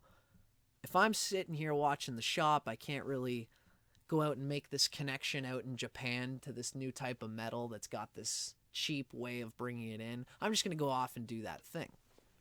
And they work well together because they ultimately laugh at each other. The goat wants to make a connection with somebody. The water triangle of the goat, the wood triangle of the goat feeds the fire triangle of the horse. Because goat just loves to help, and horse loves to be helped. The nurturing that goat gives horse allows horse to do the amazing things that horse is capable of doing. Similar vibe for rat and ox. The rat is this sort of go-getter that makes connections with certain people, and it's sort of similar to these two, but like in a kind of an opposite way.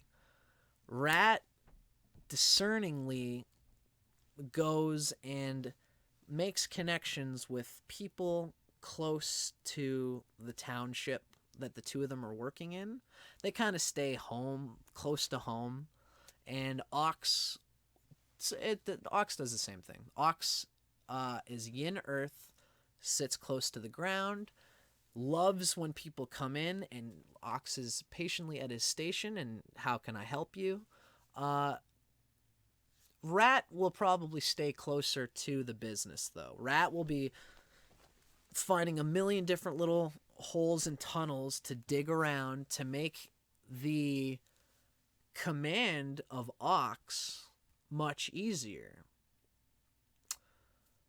The thing about these two is that ox is a commander. Ox is like more of the boss.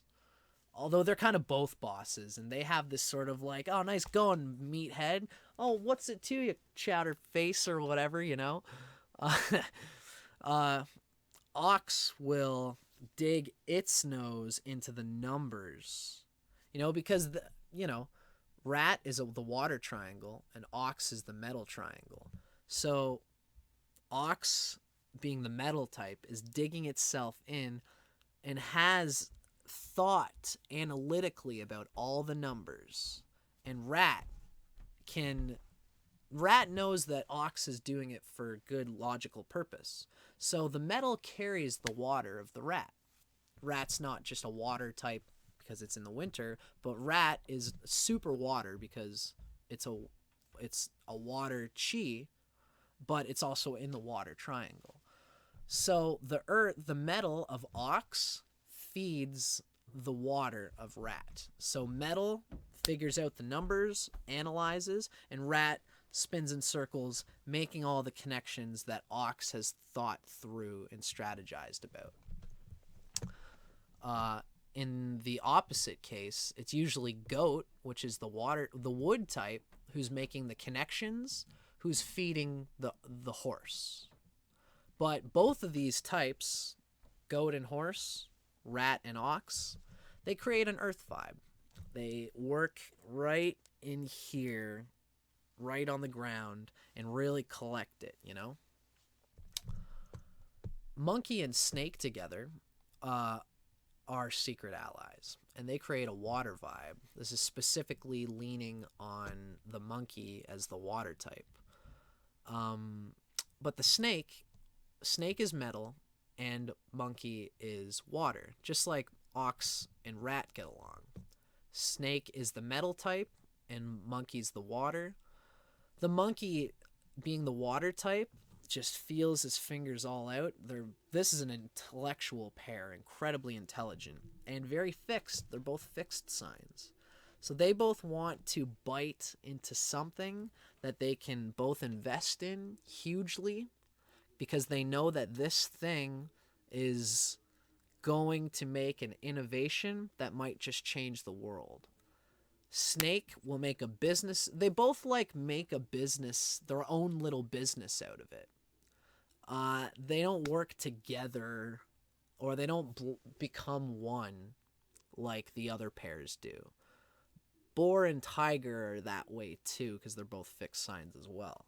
So monkey will have a business, and it produces something that, and they are good at, the monkey makes the connections with people. Snake just knows what it's good at, knows how to produce what it's good at, and will stay and consistently not just hammer it, but they'll also hammer their employees. And they'll tell their employees that monkey is really going to do some good stuff with this product, so you better do it. Monkey loves that about snake. Monkey knows that he can lean on snake to keep his business in order. Monkey looks for people like that. So they will work together, and they will create something that has a shine of water about it, which means that it's probably going to be connected with the immediate surroundings. It's a water vibe. So monkey and snake together will create the community pool, or a bar. They'll make a bar together because everyone in town is familiar with this particular bar. Or they'll make something like that which they know that the town will enjoy, and that they're both well connected in their roots to do. Now this is the royal pair. Am I still with you guys? Yeah. Dragon and rooster. We often see dragon and rooster in their pairs on Chinese menus because they're both profound symbols of fertility on the rooster's end, and power and yang, masculine macho power, on the dragon's end. These two are both very industrious. They love to work. In this particular case, I would say that the rooster is going to find the work. Rooster is just going to involve itself with some kind of work no matter what. But rooster gets skills more than anything. Rooster is a mutable metal type, and it's yin. So like the other mutable types, horse and rat, it spreads itself out. It's more discerning with where it puts itself. Energetically, right? It's energetically yin, because it's a mutable type. So rooster makes sure that it can adapt anywhere. So what rooster loves to develop more than anything and to cultivate is skills. positive work ethic and habits. And they are the taskmaster par excellence. Dragon is the brand maker. Dragon has a wide angle lens of history, of their personal history, and for whatever they got this ascending wood chi. They're a yang earth energy. They're very interested in digging their claws into the dirt and just flipping it, causing a big scene. They love just using their muscle and the muscle of the people around them. Dragon is the type that will pay off the lawyers to make everything. They'll break rules. Dragon is a toothy motherfucker. When he wants something, the dragon sees the girders of society. They will go in, blast hot fire breath on the girders until it completely goes away, let the rooster go through, and then smelt it back so that, like, well, we didn't do nothing, you know. And Rooster loves that about Dragon. They're both kind of like that. Rooster just, except that Rooster, being the metal type, will, you know, they aren't, they're just interested in cultivating their own. They love to go by society's rules and laws. They know society's laws in order that they can keep to them. But they see something special in how Dragon can come in and always win. You know, Dragon has a way of cheating, you know, but in a way that's ultimately more ethical sometimes. A benevolent dragon is incredible because they, like, Paramahansa Yogananda was a dragon, and he came in and he knew what his thing was. He was a guy in India who was really into yoga. He came to the West, and the Western people just didn't always get it and thought he was super weird. You know, he's just this weird guy in an orange robe in America. Like, go, what are you doing and what are you trying to teach us? But as a dragon, I think he was a dragon. I'm going to retract that just because I'm not 100% story of my life. But that's okay. I really want to be careful with these things because when I describe these energies, I don't ever want to just seem like I'm blabbering falsely. In any case, Rooster and Dragon are an incredible combination. Dragon will bang on the door and break through the earth. Dragon will go right, look past all the junk and find like a gold mine, like a legitimate, like an iron mine, you know, or a stock that no one else would ever see. And they'll go to it and they'll try it. And even if they fail, they only put themselves into the most positively risky but potentially hugely expansive things. And Rooster knows this. Rooster, for some reason, after Dragon proves itself, which it easily does, Rooster will have something figured out. They'll either have the money to invest or they'll have the energy and the physical gusto to take the business plan that Dragon has figured out, the brand that Dragon has crafted, and Rooster will say, okay, this is what we need to do in order to make that work. Rooster will analyze, dig his nose into the data, and figure out all the details that Dragon is so not that concerned about. Although Dragon's concerned with it, but he needs somebody to do it. And Rooster will always be by his side to do it. Because they both work in a metal way. It's metal coming out, right? You can see Dragon and Rooster. It's this metal vibe. They work for the sake of the metal, of the craft, of the hobby, of the industry, of the harvest. Autumn is harvest time. They are interested in that bottom line. Now, rabbit and dog together are a fire vibe. Rabbit is a wood type that feeds the fire of dog. How that usually works is, so the wood's feeding the fire. Dog, being in the fire triangle, is also cardinal earth. just like dragon.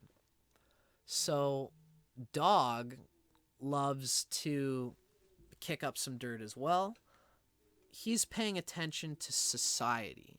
Dog is the guardian, the protector. God. Bleh. Dog is the guardian of the temple. They can be super moralistic, a little bit, sometimes too much so.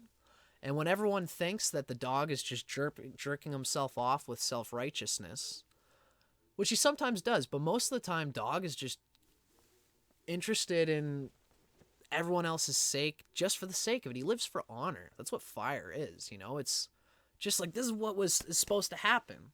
So dog is in the fire triangle, and he's yang earth, right? We can see from back here, dog is cardinal earth. That's his energetic body.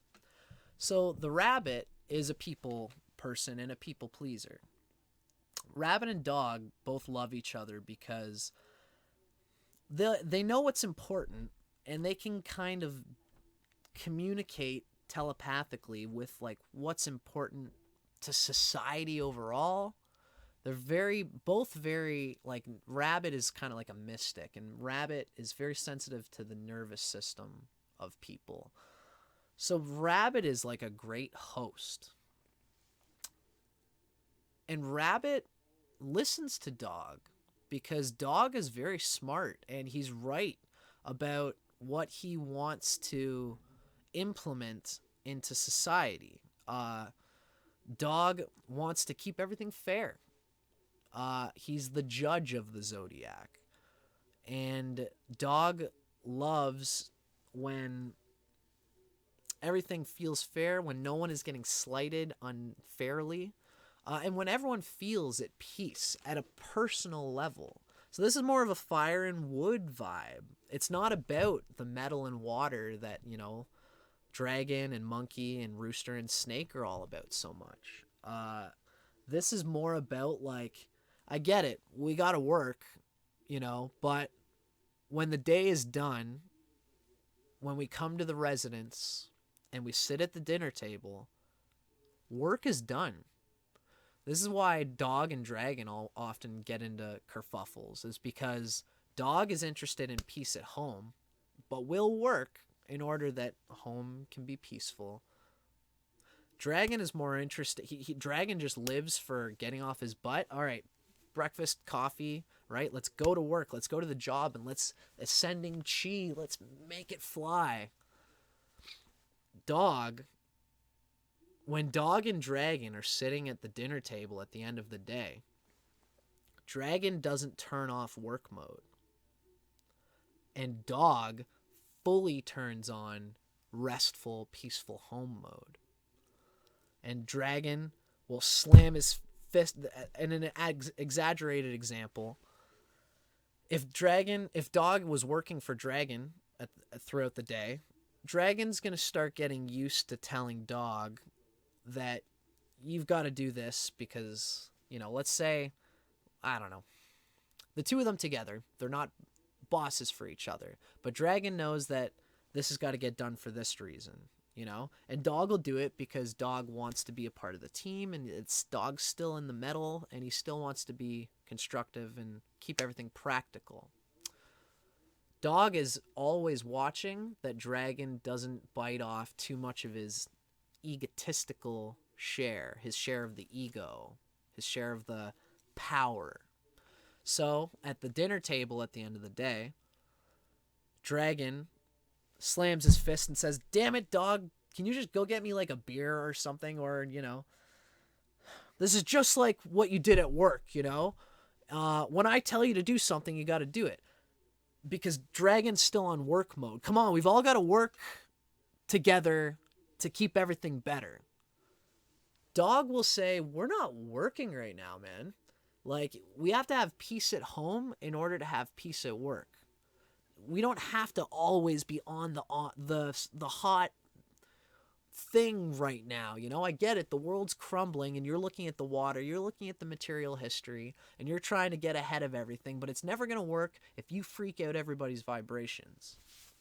And no one is going to want to live with us. And you're never going to build what you want to build if you don't listen to the nervous system of people in the present moment right now. Dragon says, oh, that's just, you're weak. It's all about what we know we have to do, and we can't ever drop it, even at the dinner table.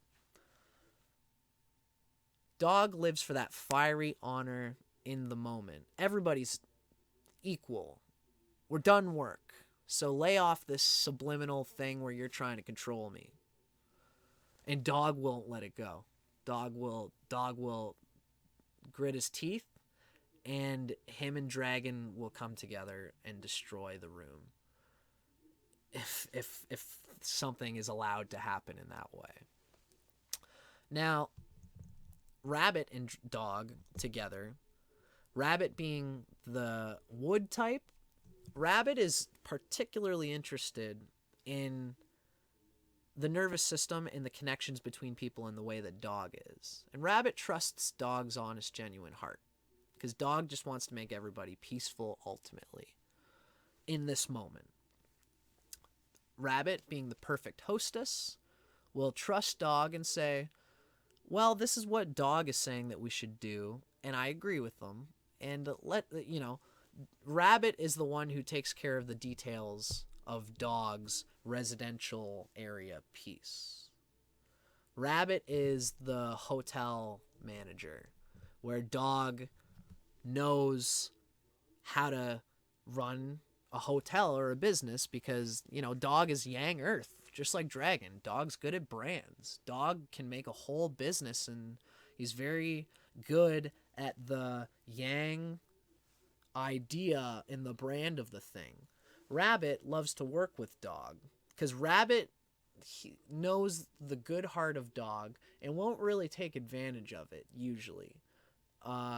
Rabbit sees that it's just a good vibe. This guy's just got a good vibe, and I love to be the host, so I will take care of all the details of this hotel. And Dog knows he can trust Rabbit to take care of this one. And then Dog says, okay, now I'm going to go and do another one, and hopefully I'll find another Rabbit to be the perfect person to see through all the details of all of that.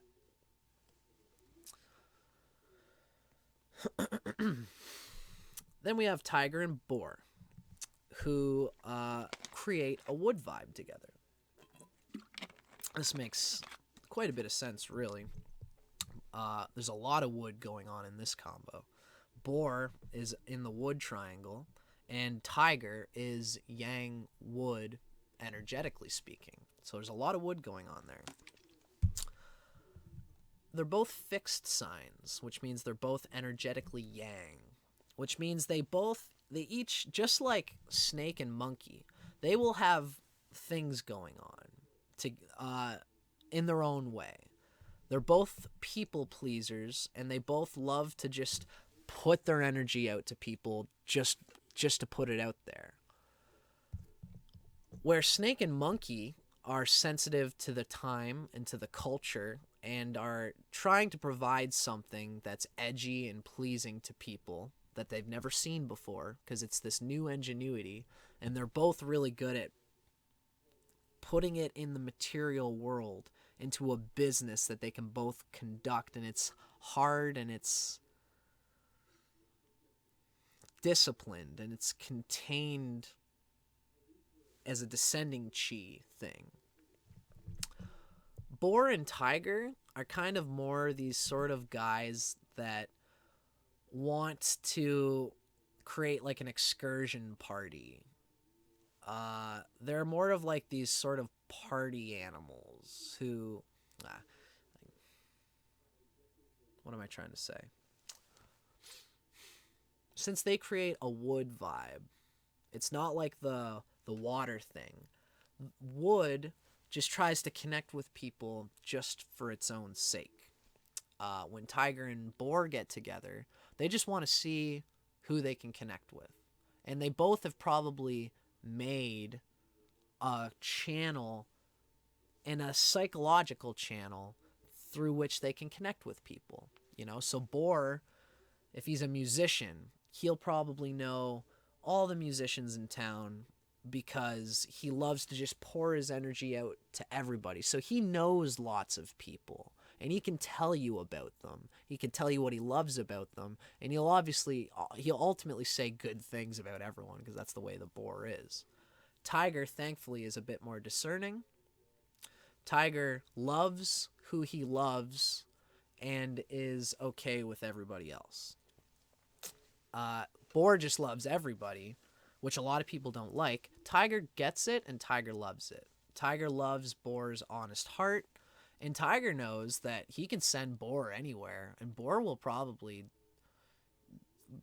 not only look good on their mutual reputation and disposition. Boar is just, everyone loves the boar just because of its honest sort of like way. And when Boar and Tiger get together, specifically like psychologically, they can just get on a real place of understanding with each other. And they can share love freely between each other. And it's a mutual spark that everybody sees as a wood vibe. When Tiger and Boar get together, they're just so naturally loving, and they just pour it into each other. And when that happens, everyone is like, "Aw, I want to be a part of that," you know? And it's just all so easy when these two are a part of it, because everyone has some open arms to come to with the Tiger and the Boar. So they're a very democratic vibe. They both reach their fingers in to connect with many, many, many people of all different sorts. And when they come together, they're fixated channels of energy. They are network people who can weave with each other. They're both good with people. So let's say Boar is hanging out with Goat, and Goat is hanging out. So Boar and Goat are hanging out. And Goat is trying to get a business going, and it's selling spoons. Just throwing this out there. They're selling this new type of cutlery. It's like a spork, you know? The Goat found out this thing where it's a spoon and a fork, man. So Boar says, "Wow, that's a great idea. I might have someone who knows someone who might be able to help you with that." Boar goes and talks to Tiger, and Tiger says, well, I've got a buddy who's born in the year of the rabbit who has a iron mine or something, or, you know, or the rooster would probably be more that kind of thing, you know. Tiger says, I know a rooster or whoever who would work perfect with your goat. And the two of them come together, and they'll say, you know, Goat and you guys should hang out together and just see how it goes and make a business together. You know, so Boar and Tiger are these ultimate wood catalysts for connecting people in that way. And then in the end, we've already talked about Ox and Rat as their secret ally relationship. Now, it looks like this is going to be the last thing we can talk about today, because I'm already spilling way off. Or it's like almost 5:30 already, which means I've been yapping for 2.5 hours. Hopefully these aren't taking too long. You know, worst case scene, I might just smash these together into a smaller, condensed thing at the end of all this. We all still here? Yeah, we're still here. Good. Last thing that we're going to talk about for today is called the 6 Harmings principle. The 6 Harmings is similar to the secret allies thing, and it's for a reason. The reason has to do with the opposites in the harmony triads.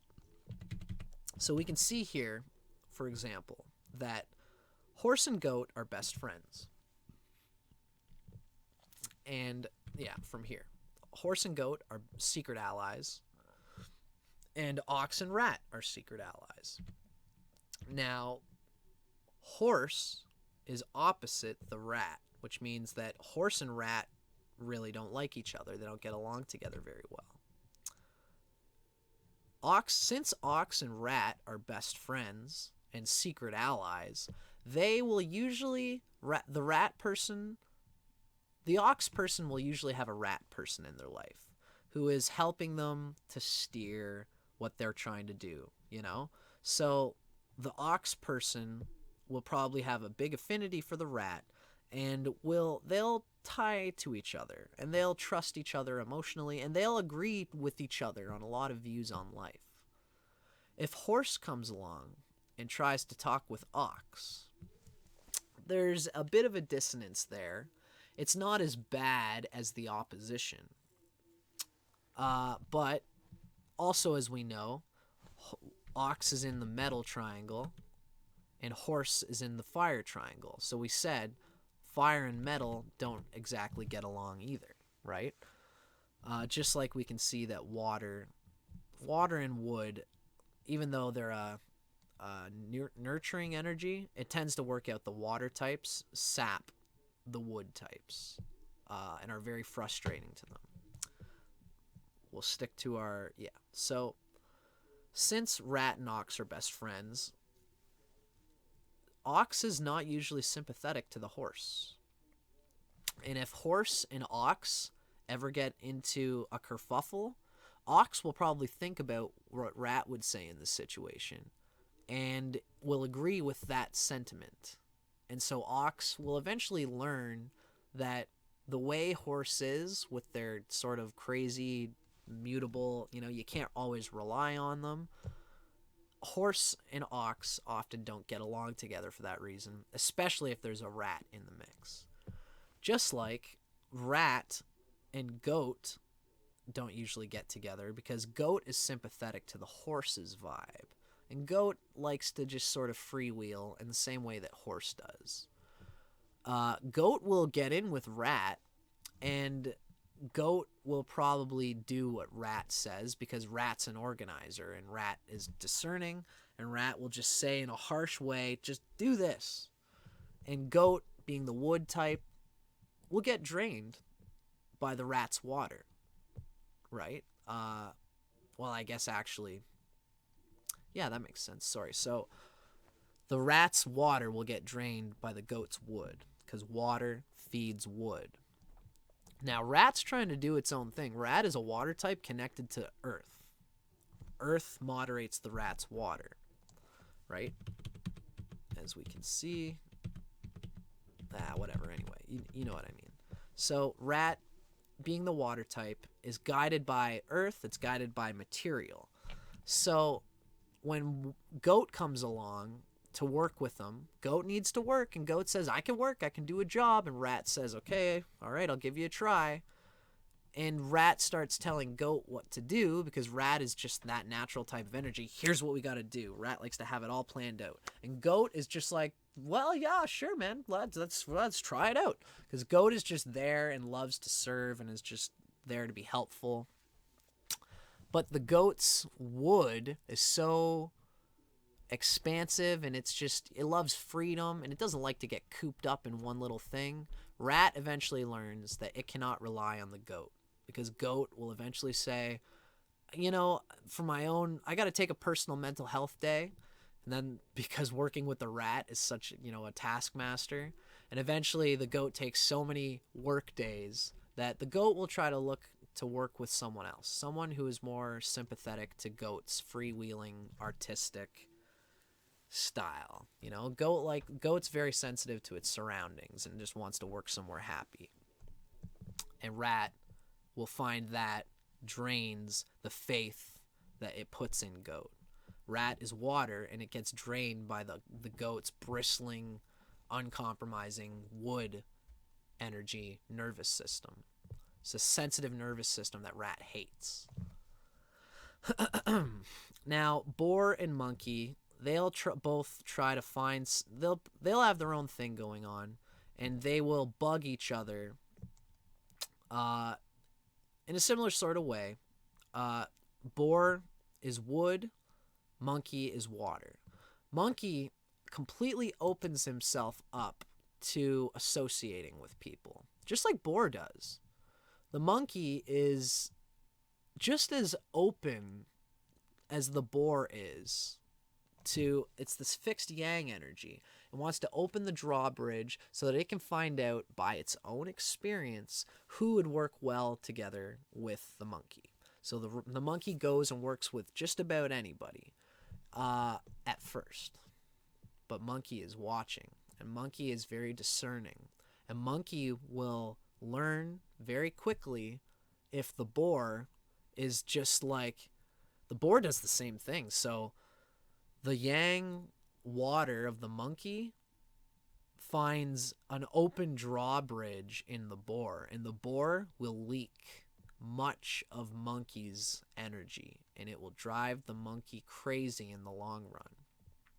Unless they, all of these, any relationship can work well together, but this particular thing can happen where, since monkey and boar are so open to working with anybody, they're probably going to find each other. And boar's going to say, I would love to work with you. And monkey says, yeah, me too. You seem like you'd be practical in working with people because you're a nice guy. Right on, rock and roll. What will happen is that the boar will say, great, man, so let's do something together. Yeah, and so, let's, start a business together or whatever. Or, monkey would be very cautious about that. But monkey would be willing to play and say, okay, what would we do? Let's talk about it. And soon, slowly but surely, monkey would find that boar's open heart just wanted to connect at a woody heart level. It's just this wood that comes through that wants to have something to be attached to. And it can draw that from monkey because monkey also associates with so many people. But the boar will end up just associating with the wrong people. At first, they think they are going to get along good, but the boar associates with so many people, not for business sense, not because there might be a connection there, but just because boar opens their arms to whoever just comes right in front of them. And monkey will not see the practical utility of boar's open empathic heart. Because monkey is a metal type. It can just get through emotional disturbances. Monkey doesn't care about that. And so monkey is well served to associate with wood types ultimately, because monkey can be so intellectually driven that monkey can even steer people away from them because they're so all about intelligence. It's purely mental figurations for the monkey. And so wood types can be good for that. But the boar in particular will unconsciously sap the monkey if the monkey associates too deeply with the boar. Rooster and dog also don't get along too well together. I would say this is mainly because rooster will, this says they don't get along. They probably get along better than anybody else in this whole cycle. And so does dragon and rabbit. They're not that bitten by the 6 Harmings principle, but it is still there. Rooster is a metal type. Rooster is in the Rooster is in the metal triangle. Dog is in the fire triangle.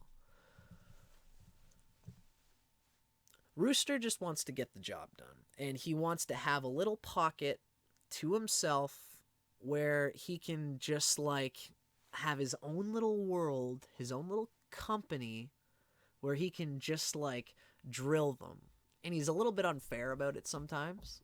What Rooster hopes is to work with guys like Snake and Ox who can take the pressure that Rooster puts on them, because Rooster is a mutable sign, so it's got its eyes all over the place. Snake loves to work for Rooster because Snake will find a hole for himself in the job that Rooster gives him. Snake will find a little hole and he'll work there and he'll consistently build. And so will Ox. Ox just loves to serve. And Ox loves someone like Rooster who will do the work. Rooster tends to be the taskmaster with the checkboard. Dog comes into this, and when Rooster has gotten used to being so hard to the other guys, Dog will come along and say, that wasn't very nice. And the other two will even get frustrated by that too, because they'll say, don't worry about it, Dog. It's just how we work. But Rooster isn't always so lucky to work with those in its own triangle. So especially if Rooster, for example, is working with a horse, or if Rooster is working with a tiger, Dog will come along when Rooster has taken just a bit too much for granted with its thing that everybody loves. People are attracted to Rooster because they're so like, yeah, let's do the thing, okay? Let's just fucking get the numbers out there, and you've got to do your job. And Rooster's watching the details. So if you're doing your job and you're getting a little too lackadaisy, Rooster will smell it from miles away. He'll come along and he'll say, "What do you think I'm paying you for? What, you think this is a union job, huh? You think that, you think even if you're on a union, the Rooster's going to be the guy that's going to say, we're going to get canned if you guys don't start fucking working. The union's going to fall because you buttholes are, what's the word, dog fucking, Excuse my language, is union talk, I've worked in the trades a little bit. But Rooster will yell at everybody and be a real sore thumb. Dog appreciates that to a certain point. Dog usually won't really get too in the way. But Dog will be watching Rooster. Dog's the only one that watches Rooster, which Rooster hates. Because Rooster will put his beak just a little bit too far into that position, because it's ultimately very good when Rooster is taking care of everything, because they're so attached to every little detail.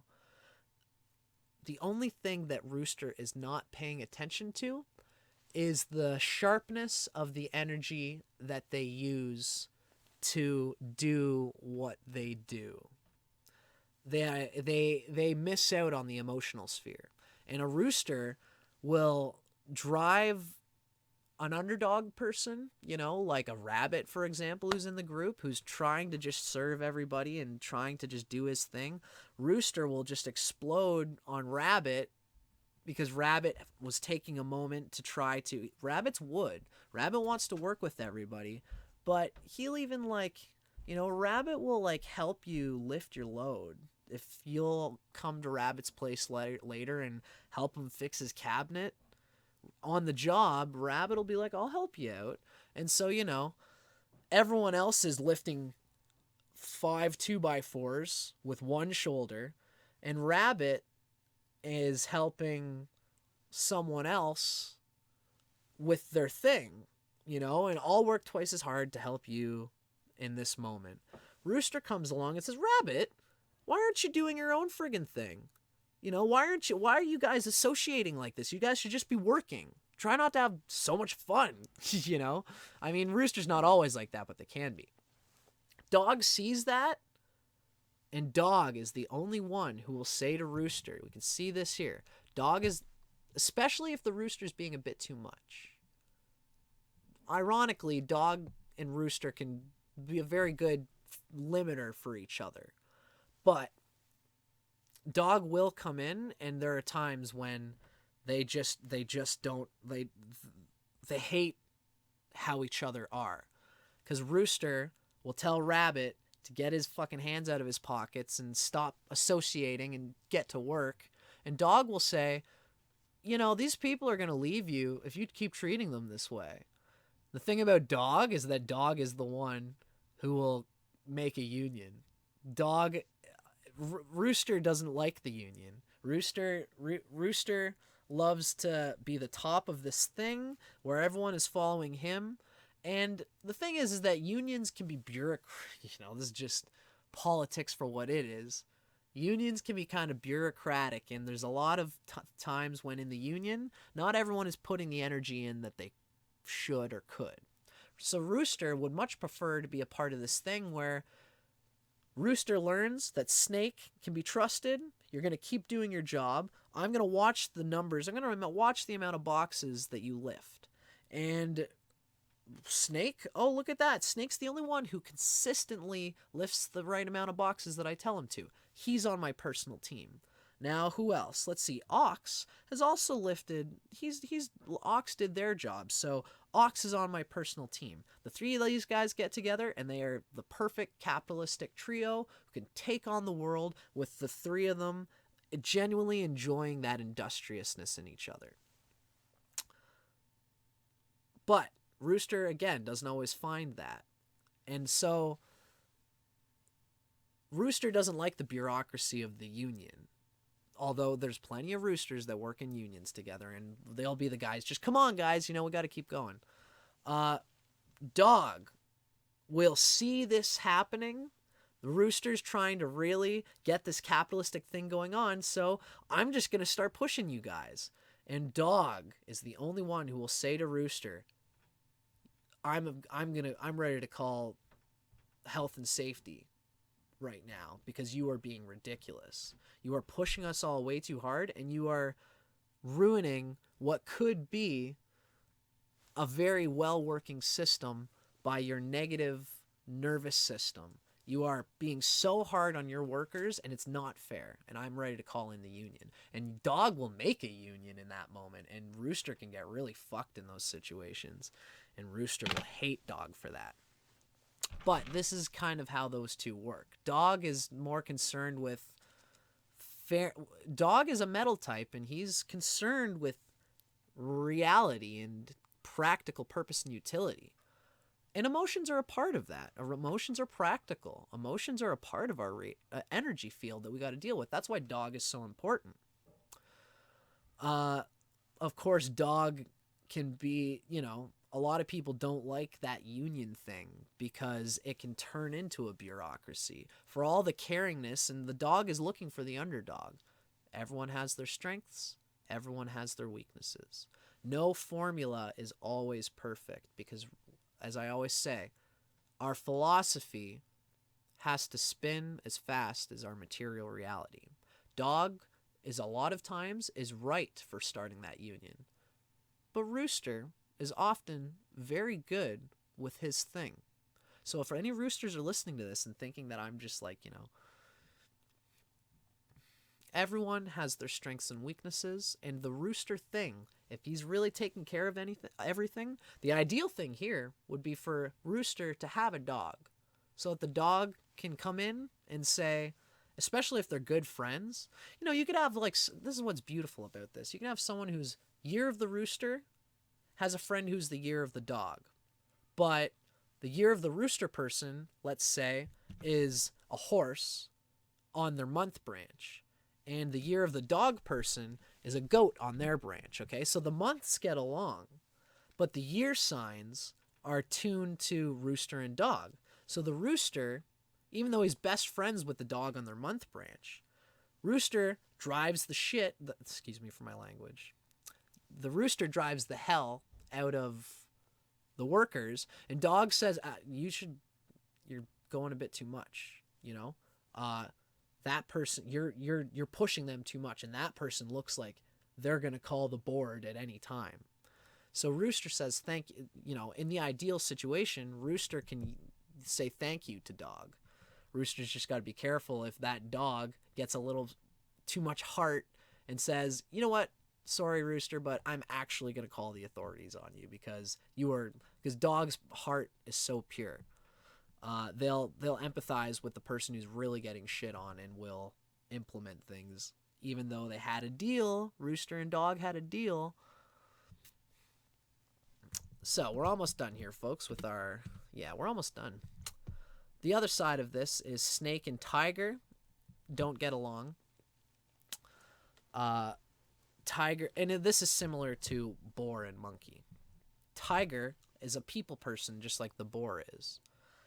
But tiger, although tiger's still a little bit more discerning, tiger thinks that snake is a little bit too interested in his own affairs. Tiger would love everybody to be free and to have... Tiger's pure yang wood, although he's in the fire triangle.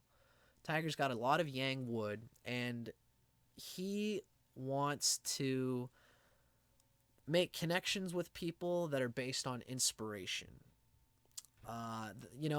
Tiger hangs out with people because they listen to the same music together, and they watch the same movies, and they're kind of plucky and they can be kind of friends, and snake sees the driven energy of tiger, and snake would like to use it because everyone loves tiger, and snake is just all snake's trying to do is harness their reality to something that's practical and productive. And it's ultimately can be very great. Everyone can love snake. I mean, not on a social level as much. Snake is the mystic.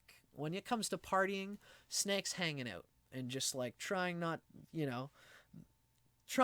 to work too hard at it. They're just chilling out. They're very sexy. They're the sexiest people alive, Snake is. And everyone loves Snake because they're just like, yeah, fucking this guy is, whatever.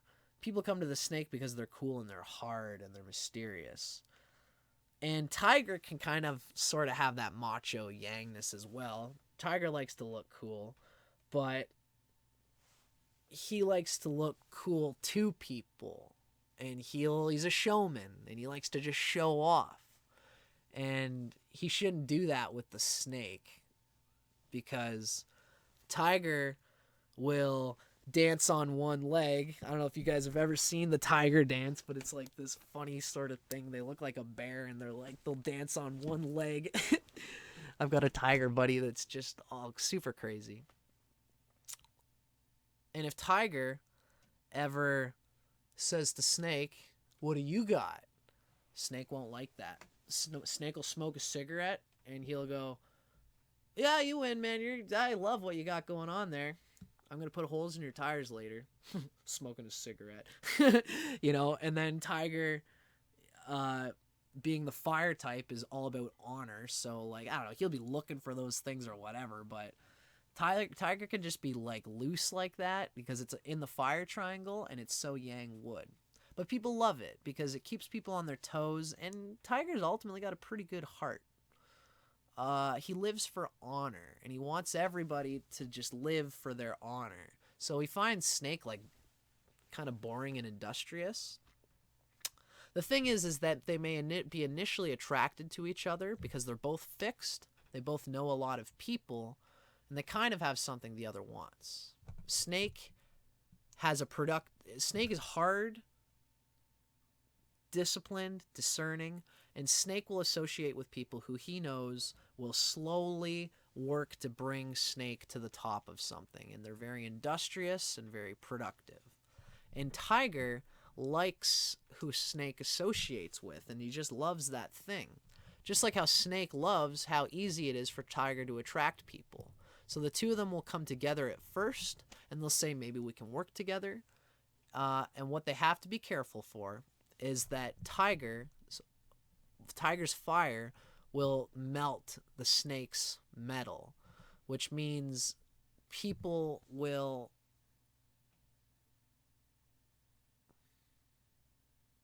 Well, Tiger will undermine the Snake for doing something that the Snake is supposed to be doing.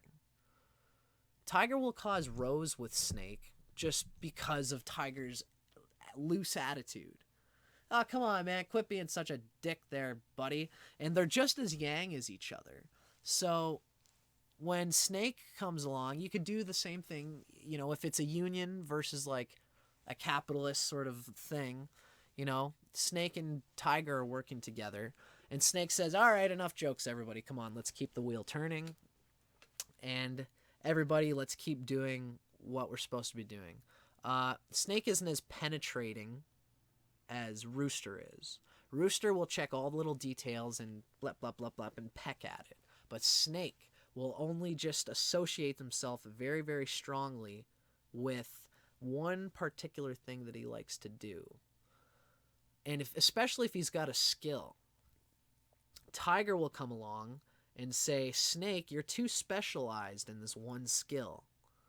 And Snake will flip about that because Snake knows, forget you, I know that I can do my own thing with this thing that I've got going on. I will find my own people, and I know that it will work.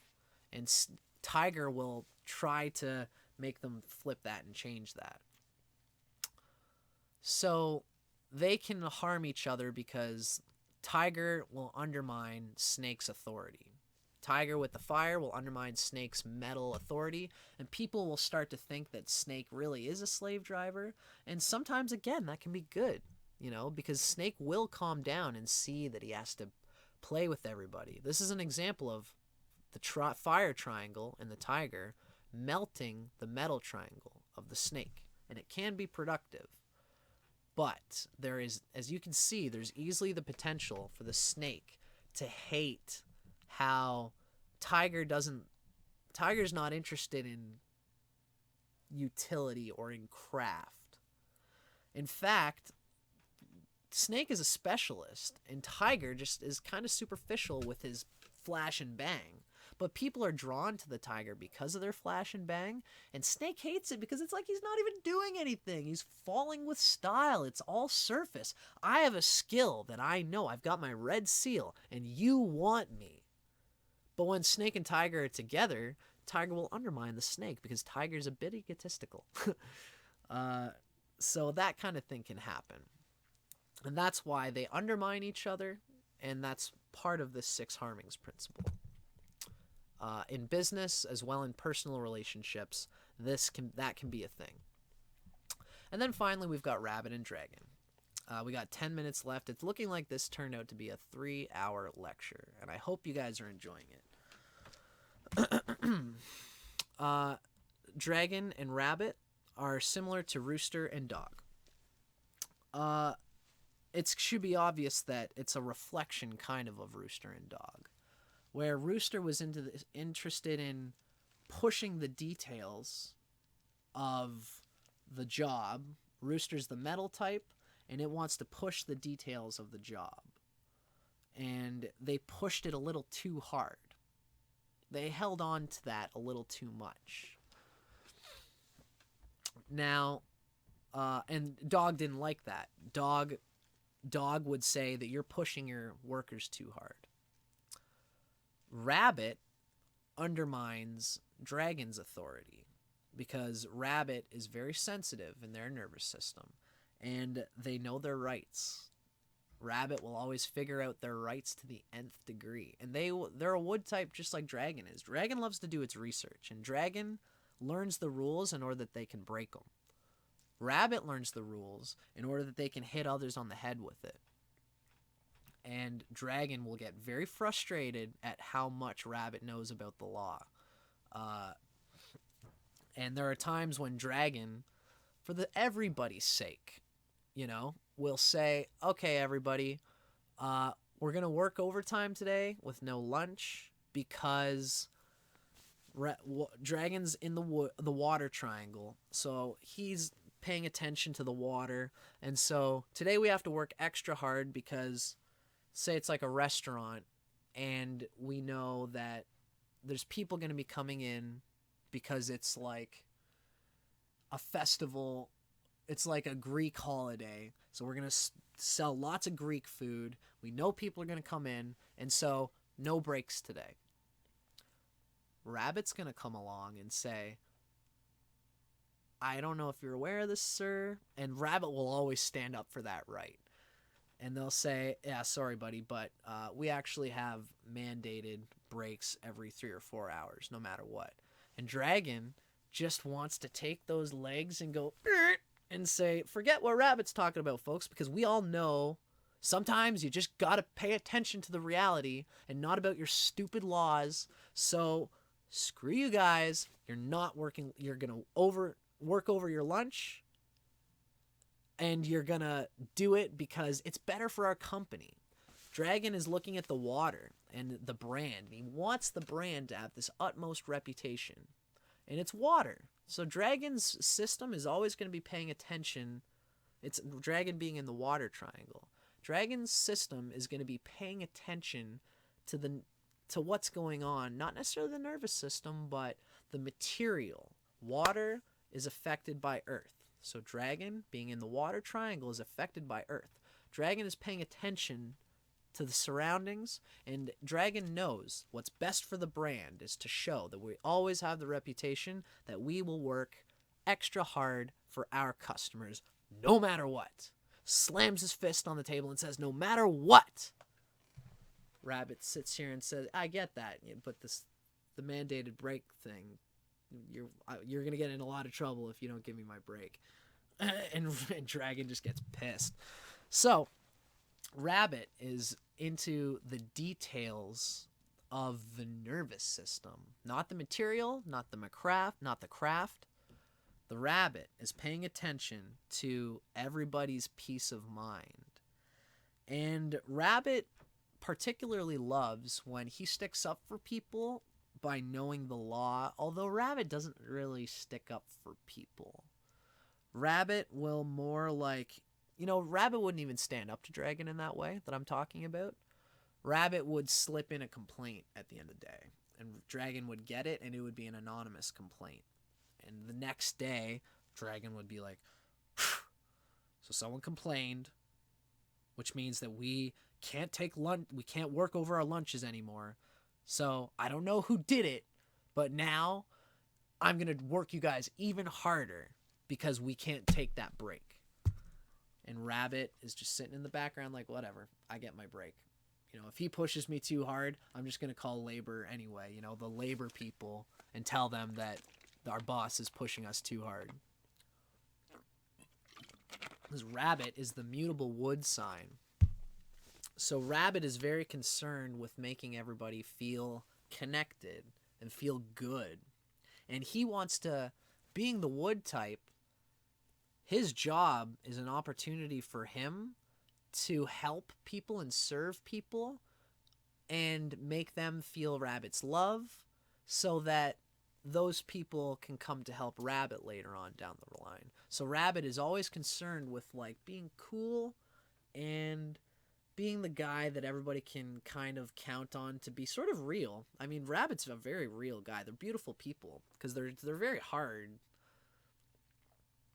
but they're hard by reason, and they will be graceful when they have to tell you something that's cutting, although they can be egotistical about it too.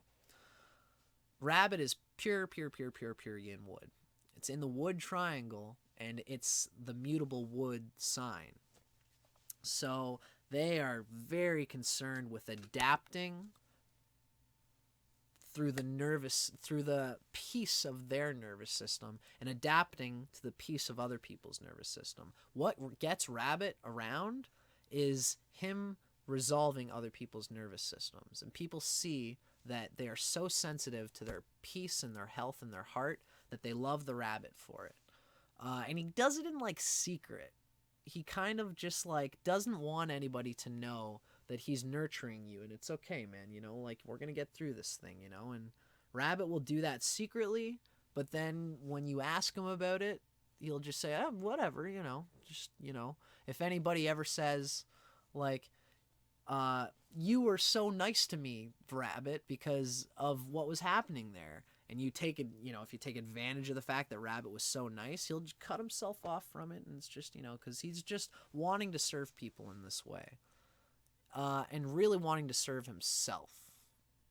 There's a lot of truth to that with the rabbit, but by serving himself, he also serves others, and he will cause a huge row with the dragon for this sort of reason. And in the same way that rooster and dog can be useful to each other, dragon and rabbit can be useful to each other, because rabbit, if they aren't working with each other, if dragon has something, a job, a system set up where he's working people to the bone, he wouldn't work people to the bone as much. He's more just interested in having this brand that will climb with its reputation. Dragon can call rabbit and learn the labor laws, and dragon can use rabbit as someone who will tell the dragon, how are my people feeling, and dragon will even use it in a way that like is kind of sort of gnarly, but rabbit doesn't mind. Dragon will ask the rabbit, how far can I push these people? And rabbit will genuinely look around and say, like, this person is particularly agitated, and you got to watch how much you push them, but the labor law says that you can go to nth degree. You could smudge it a little bit. Rabbit will tell the dragon this kind of thing because rabbit knows the laws of like, or, in any situation in a band.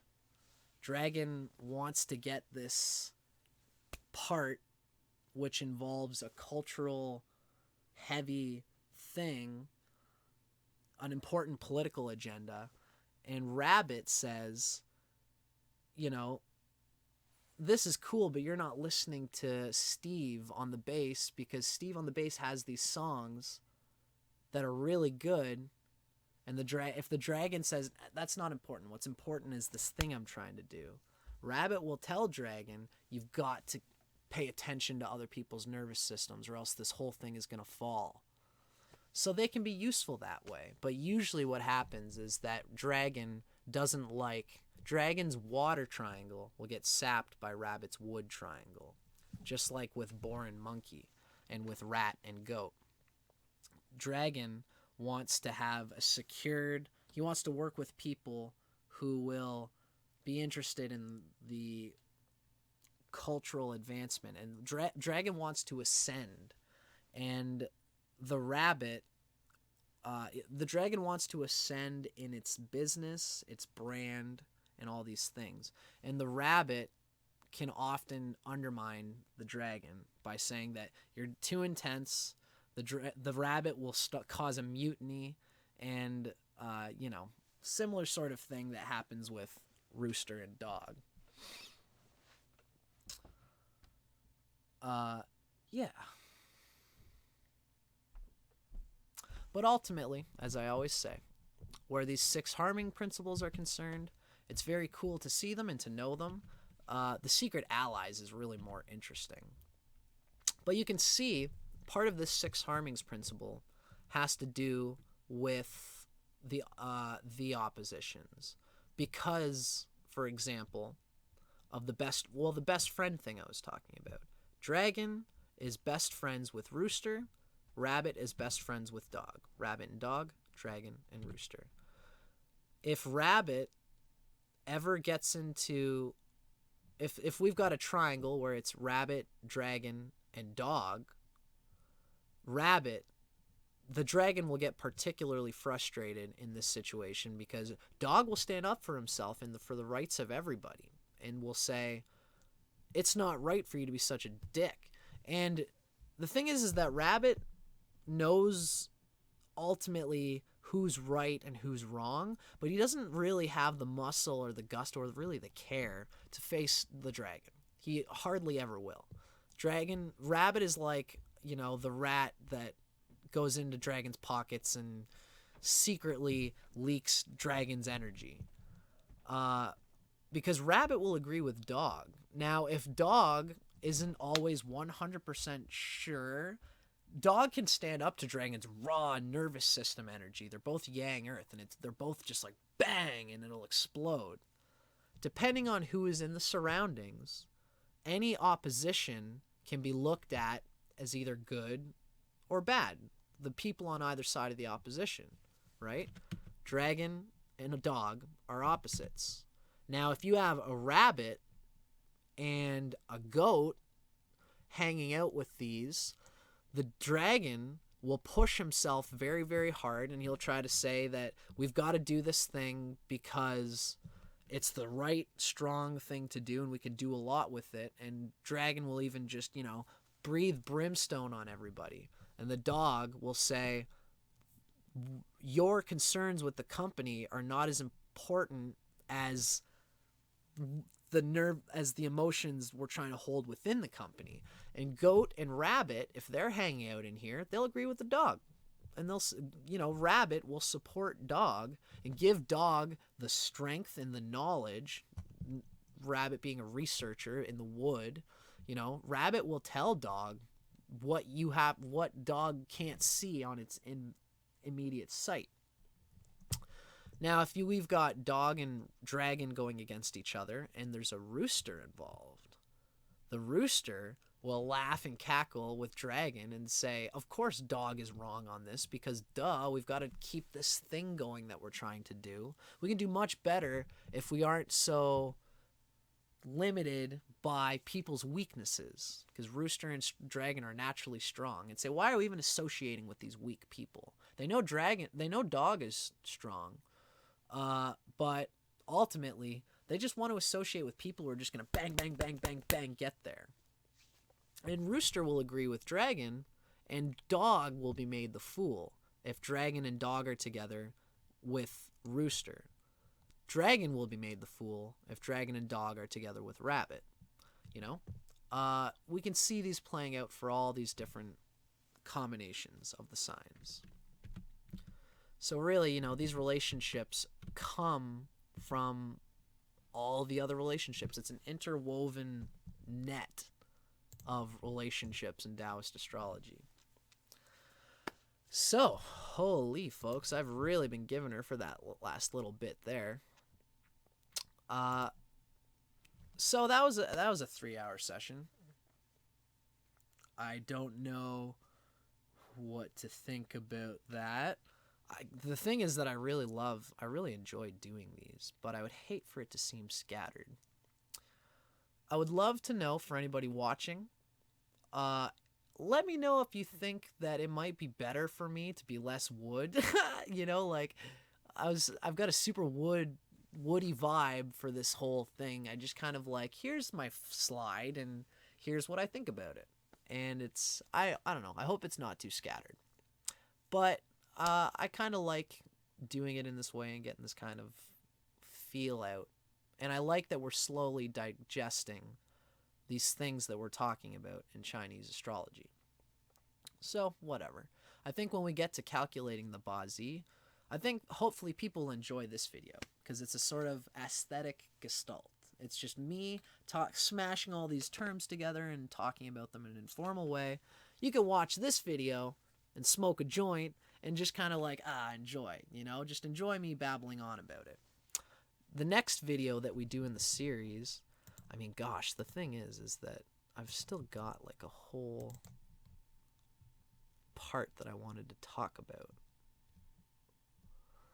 In fact, folks, yeah, okay. We got one more thing to talk about. This turned out to be a really long video. I think after this video, the next one will be calculating the Bazi, which we're going to do August 19th. I may be spilling slightly over my time. I'm 3 hours into this video. I'm enjoying it, and I really am in a place I've been meditating a lot, and I can keep this energy going. So I'm going to explain one last little thing, which is the hidden stems. From there, we are going to, and I'm going to do some questions. Maybe I should do some right now. And then after we talk about the hidden stems, we're going to call her a day for today.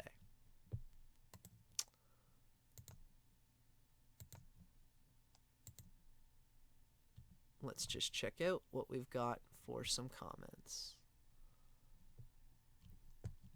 Oh yeah, Goosey. Goosey's a Capricorn and a snake, so I'm not surprised you're still hanging out with me and watching watching me. Thank you so much, Goosey. Oh, that's good to hear, Goosey. I see you made the comment that eventually I'm going to be talking about, I'm going to have a whole video talking about bands and how they interact with each other.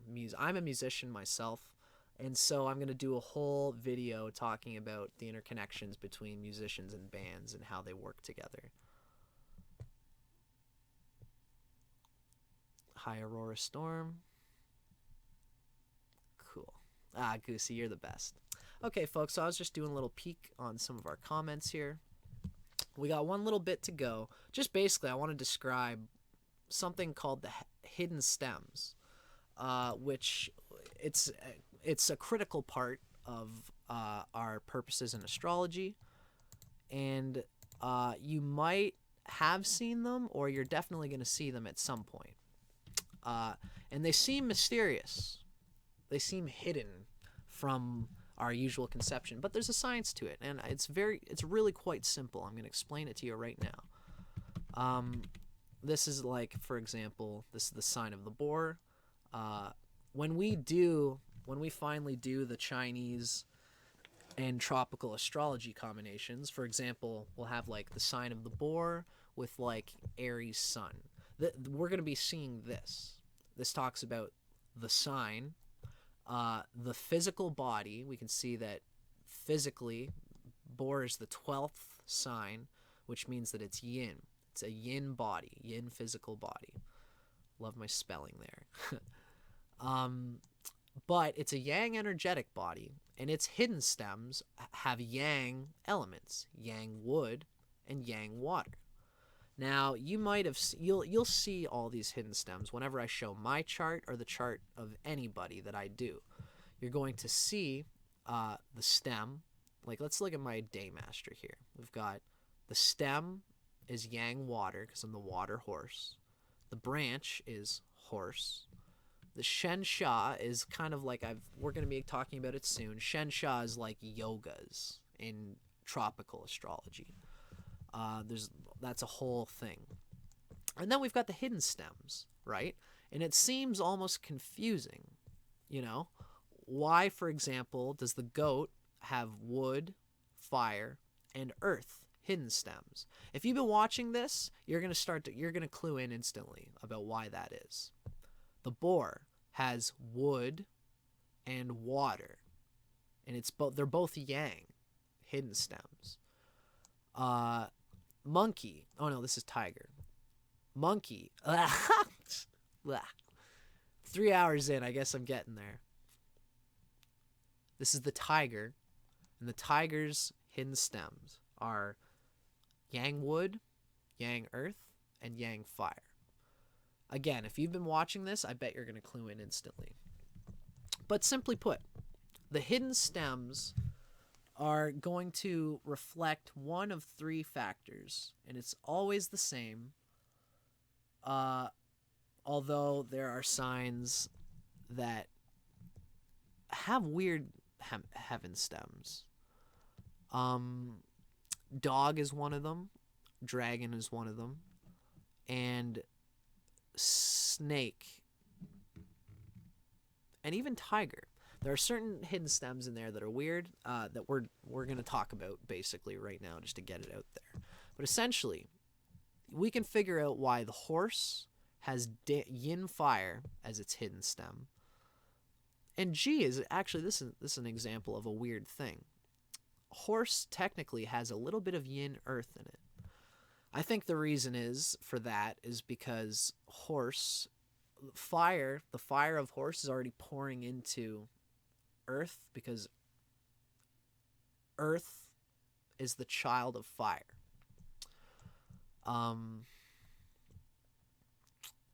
There's nothing else that connects the horse to earth, essentially. Horse is mostly a purely fire sign because its energetic body, as we have seen, horse is yin fire, right? Because it comes after snake. Snake starts the summer season, so it's yang, it's the fixed sign. Horse is the mutable sign, it's the middle of the fire season, which is the holding, enduring fire energy. So, horse is yin fire, and it's also in the fire triangle. So being a yin type, being mutable, it's going to have yin fire energy. It also has this yin earth energy. That one's one of those confusing ones it just is what it is. Whenever you see the horse in your chart, and if you have absolutely zero earth represented in your chart, but you've got a horse, at least it's got a little bit of yin earth to kind of balance things out a little bit. The sign of the boar. I'm just going to go through a few of these, and we're going to find other ones elsewhere. Boar is in the wood triangle. Oh, there's the horse right there. I could have put that there. Yeah, whatever. The boar is in the wood triangle, as we've seen right here. Rabbit, goat, boar. So it has some wood energy, and we can see this reflected in its hidden stems. That's what that means. When you see that the boar has a hidden stem of yang wood, boar has a yang wood vibe. It's got a Jia vibe. And this can mean lots of things, and it can be used in different ways. For example, there's something called Tian De. It's this extra luck energy. And if you have the Tian De sign anywhere in your chart, that sign will just have some positivity to it. My Tian De, I wonder if you guys can see that. No, I guess not. There you go. My Tian De is yi, which is yin wood, which means I only have that in like literally one place in my whole chart. Although it's in my da yun, which is transits, which we're going to talk about later. But for now, in my year stem, since goat, it's a yin sign, and it is it's yin earth energetically. But it's in the wood triangle. So that means that the goat has a little bit of yi. That's that yin wood. And when anything to do with my year sign, anything that I do that involves my year sign, is a little bit of extra luck. Because Tian De, which is just something specific to me, that's a calculation that we're going to make when we calculate the Ba Zi chart. Since Yi is my Tian De, whenever I use my year sign branch, my metal goat in anything, the woodiness in the goat gives me a little bit of extra luck. The connections with other people, the open willingness to open my heart to people. It can often give me a little bit of good character. That's Tian De, is like good character, heavenly virtue. The boar, I guess I should say with the goat, it's yin because the goat is so yin, not just physically. It's, it's an even number, so it's 8, so it's yin in that way. But it's also yin earth energetically. Because remember we said that the cardinal signs have their own sort of thing going on. Ox and goat are yin earth. Dog and dragon are yang earth, right? So goat is yin earth. We can see that the cardinal signs are either yang or yin, dog and dragon are yang, ox and goat are yin. So goat's main energy is yin earth. That is the main vibe that it perpetuates energetically speaking. So that's what goat being a yin sign energetically, it's yin earth, as well as, physically. That's why all of its hidden stems are yin signs. Yin wood, because it's in the wood triangle. Yin fire, because fire is the summer season, and that's, the surface of the goat. So it does still have a little bit of fire in it, because it's in the fire part of the year. I guess I don't got nothing showing that. Yeah. Goat, as we can see right here. Snake, horse, goat. It's still part of the summer fire section of the whole thing. Snake, horse, goat. Summer season. So, and then the third hidden stem for the goat shows its energetic body, which is yin earth. All these three have to do with either the triangle, the harmony triangle, the season being the fire season, or the energetic body. And if an animal has 3 hidden stems, like goat does, goat's kind of a jack of all trades and master of none. Because it's got its energy splayed out in 3 different elements in sort of ways, it's not very yin wood. Of the 3 yin animals, boar has a bit of wood in it, being in the wood triangle. Boar has quite a bit of wood in it, actually, more than goat does, because boar only has 2 elements. Boar has wood and water. It's mostly water, but it's got a lot of wood, and it's yang wood. Goat has 3 elements to contend with, like I said, right? Wood, fire, and earth in its heaven stems. Rabbit, however, rabbit's only hidden stem is wood. It's in the wood triangle, and it's in the season of wood. So we can see here, rabbit is the yin wood sign, the mutable wood sign, right? Tiger comes first, rabbit comes second. And it is double wood. It's in the wood triangle, and it's in the wood season. So rabbit's only hidden stem is wood. I wish I had a thing showing it, but whatever. So since rabbit's only hidden stem is wood, it is the most wood-centered of all the 3 in the wood triangle. Goat has two other elements it deals with, fire and earth, which means it doesn't, because it's earth, goat loves to lean on other people. But goat has a sense more than any of these three that I have to dig my teeth into the material world and try to find a place for myself and to connect with people and to go by my fieriness. It's doing all three of these at once to kind of get along. And it doesn't just lean on the wood. It doesn't just lean on the connections it makes with other people. It can be it likes to go but beat to its own drum, the goat. It can climb solo up the mountain, and it takes lots of water in its pack, and it can deal with it on its own. Sometimes. Goat can get into a lot of trouble if they lean on the wood thing for a while, and then they try to make it out in the world, and they just can't figure it out because they're ultimately pretty homebody type people. The rat is also only got one element to contend with, and so does the rooster.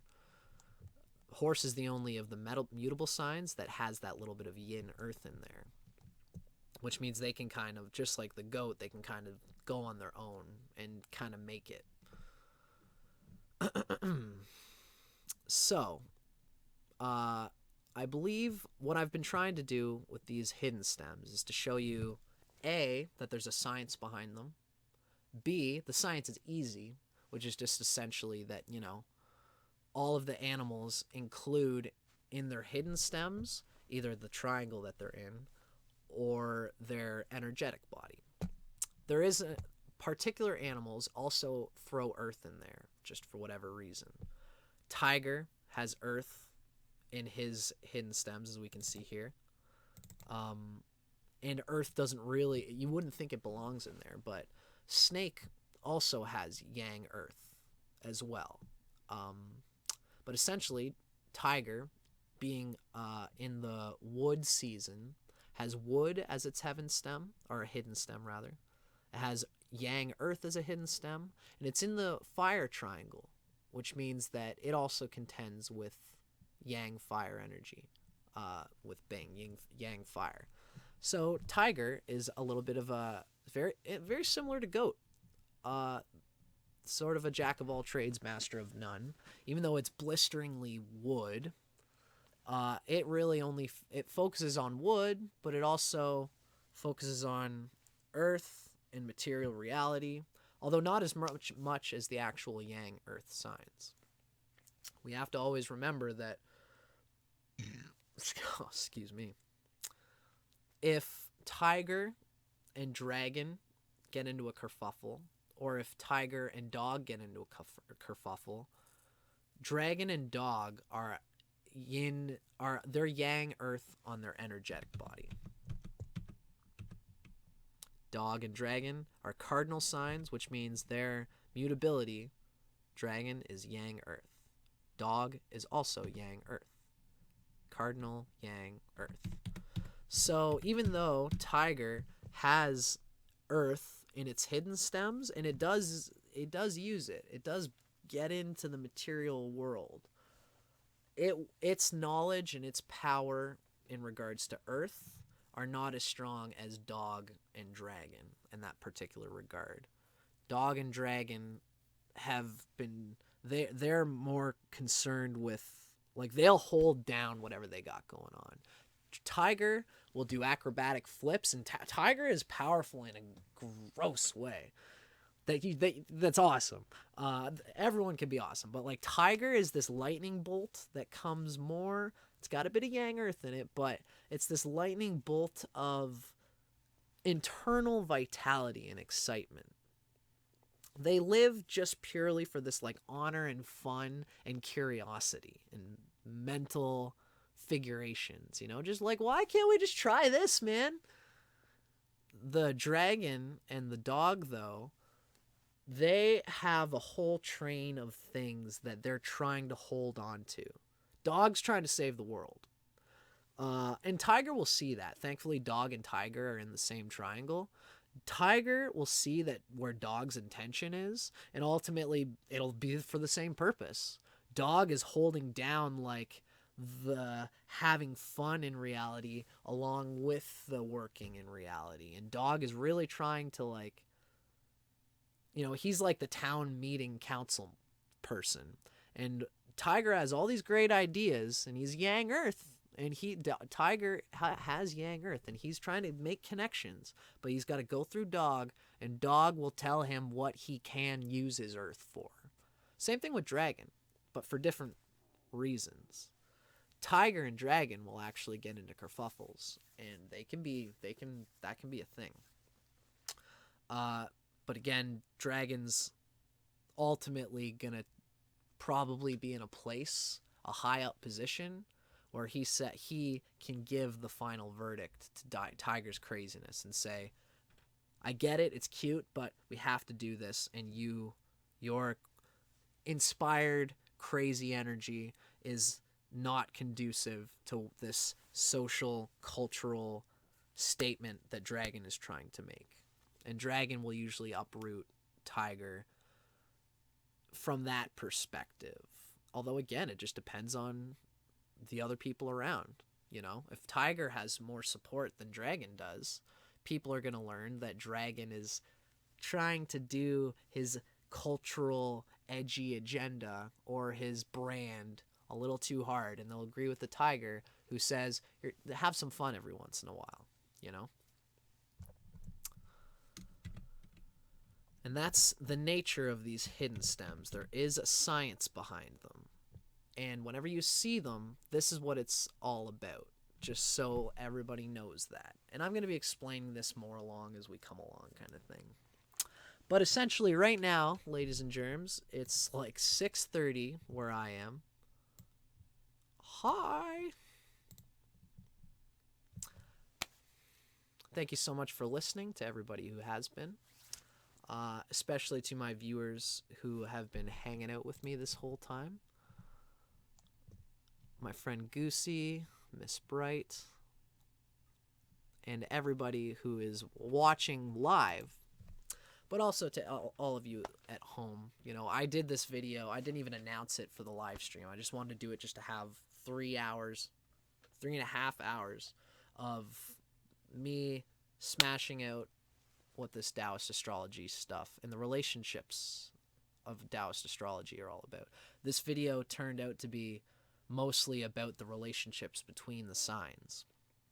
So the next time we do a video, we are probably going to be talking essentially about, I had this whole bit that I was going to start talking about, which is like the talent star, the money star, which you'll see in like Chinese astrology reports from a Master Sai, for example, who is somebody that I recommend people check out, because I'll talk about it during the Calculating the Bazi lessons, which is next week, about how you want to calculate the Bazi, and then you want to go on the internet website. You type in the data, just like we do with tropical astrology charts. You put in your data, your time of birth, your place of birth, and the computer spits out a thing. And then, thank God, we don't have to calculate where each planet was ourselves with a telescope, because the computer does it for us. It is nice to be able to calculate your chart without the computer. And especially with astrology, with tropical astrology, you can get away with... I've never calculated my own chart in tropical astrology. I don't know if that's undermining me by saying that, but I don't think it is, because computers nowadays can get it down to the point. With Chinese astrology, this isn't as big of a thing yet, so you have to get your hands dirty and calculate your month branch, your day branch, specifically your hour branch, because what I was going to say, when we do the Calculate the Bazi lesson, you're going to see how to do everything, just so you know what it is. Just so you see the numbers and how they're smashing together. You'll know what I mean when we get into it. What is it that makes your month branch astronomically, when we talk about that, I'm going to mention that you should also look it up on the computer through things like Master Sai, Tsai. If you want to look it up right now, and look up your 4 pillars. and also your Da Yun, which is like your dashas and transits in Chinese astrology. You look them up on the computer and see if they reflect what you found in your calculations through the book that we're going to be studying next week, Calculating the Ba Zi. That you want to lean on the book mainly because basically I put in my out. This is something I'm going to mention every time just because I put my information into Master Sai's database, his calculating mechanism, and the heaven stem I got was for my hour branch was the water rat, I believe. And when I did my calculating the Ba Zi through my book, I found that I was actually a metal rat. It's super frustrating because I don't know whether Master Zhongzheng Wu is correct or whether this internet data mechanism is correct. I'm tending to pine for my own research through the calculations I did through Master Zhongzheng Wu. So my point is that, you know, we're going to learn to calculate the chart, and you want to look it up on the internet as well through a computer basis just to see how they match up. And then ultimately I would align myself personally with Master Zhongzheng Wu, who is the writer of the book that we're going to be talking about. That is what we're going to be talking about next week. So today turned out pretty good. It turned out the way I wanted it to. I'm going to take one last peek here at my people. Yeah, Goosey, you're the best. Can't wait to see you on August 19th, Goosey.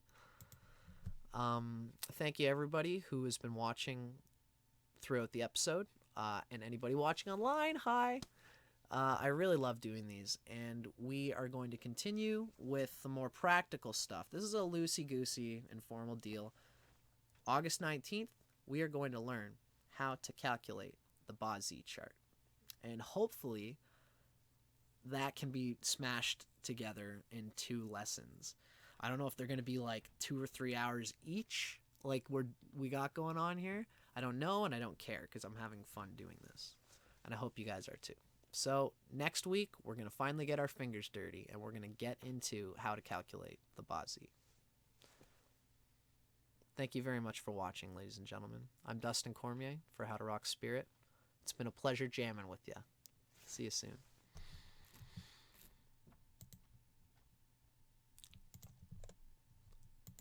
How do I turn it off? Ah.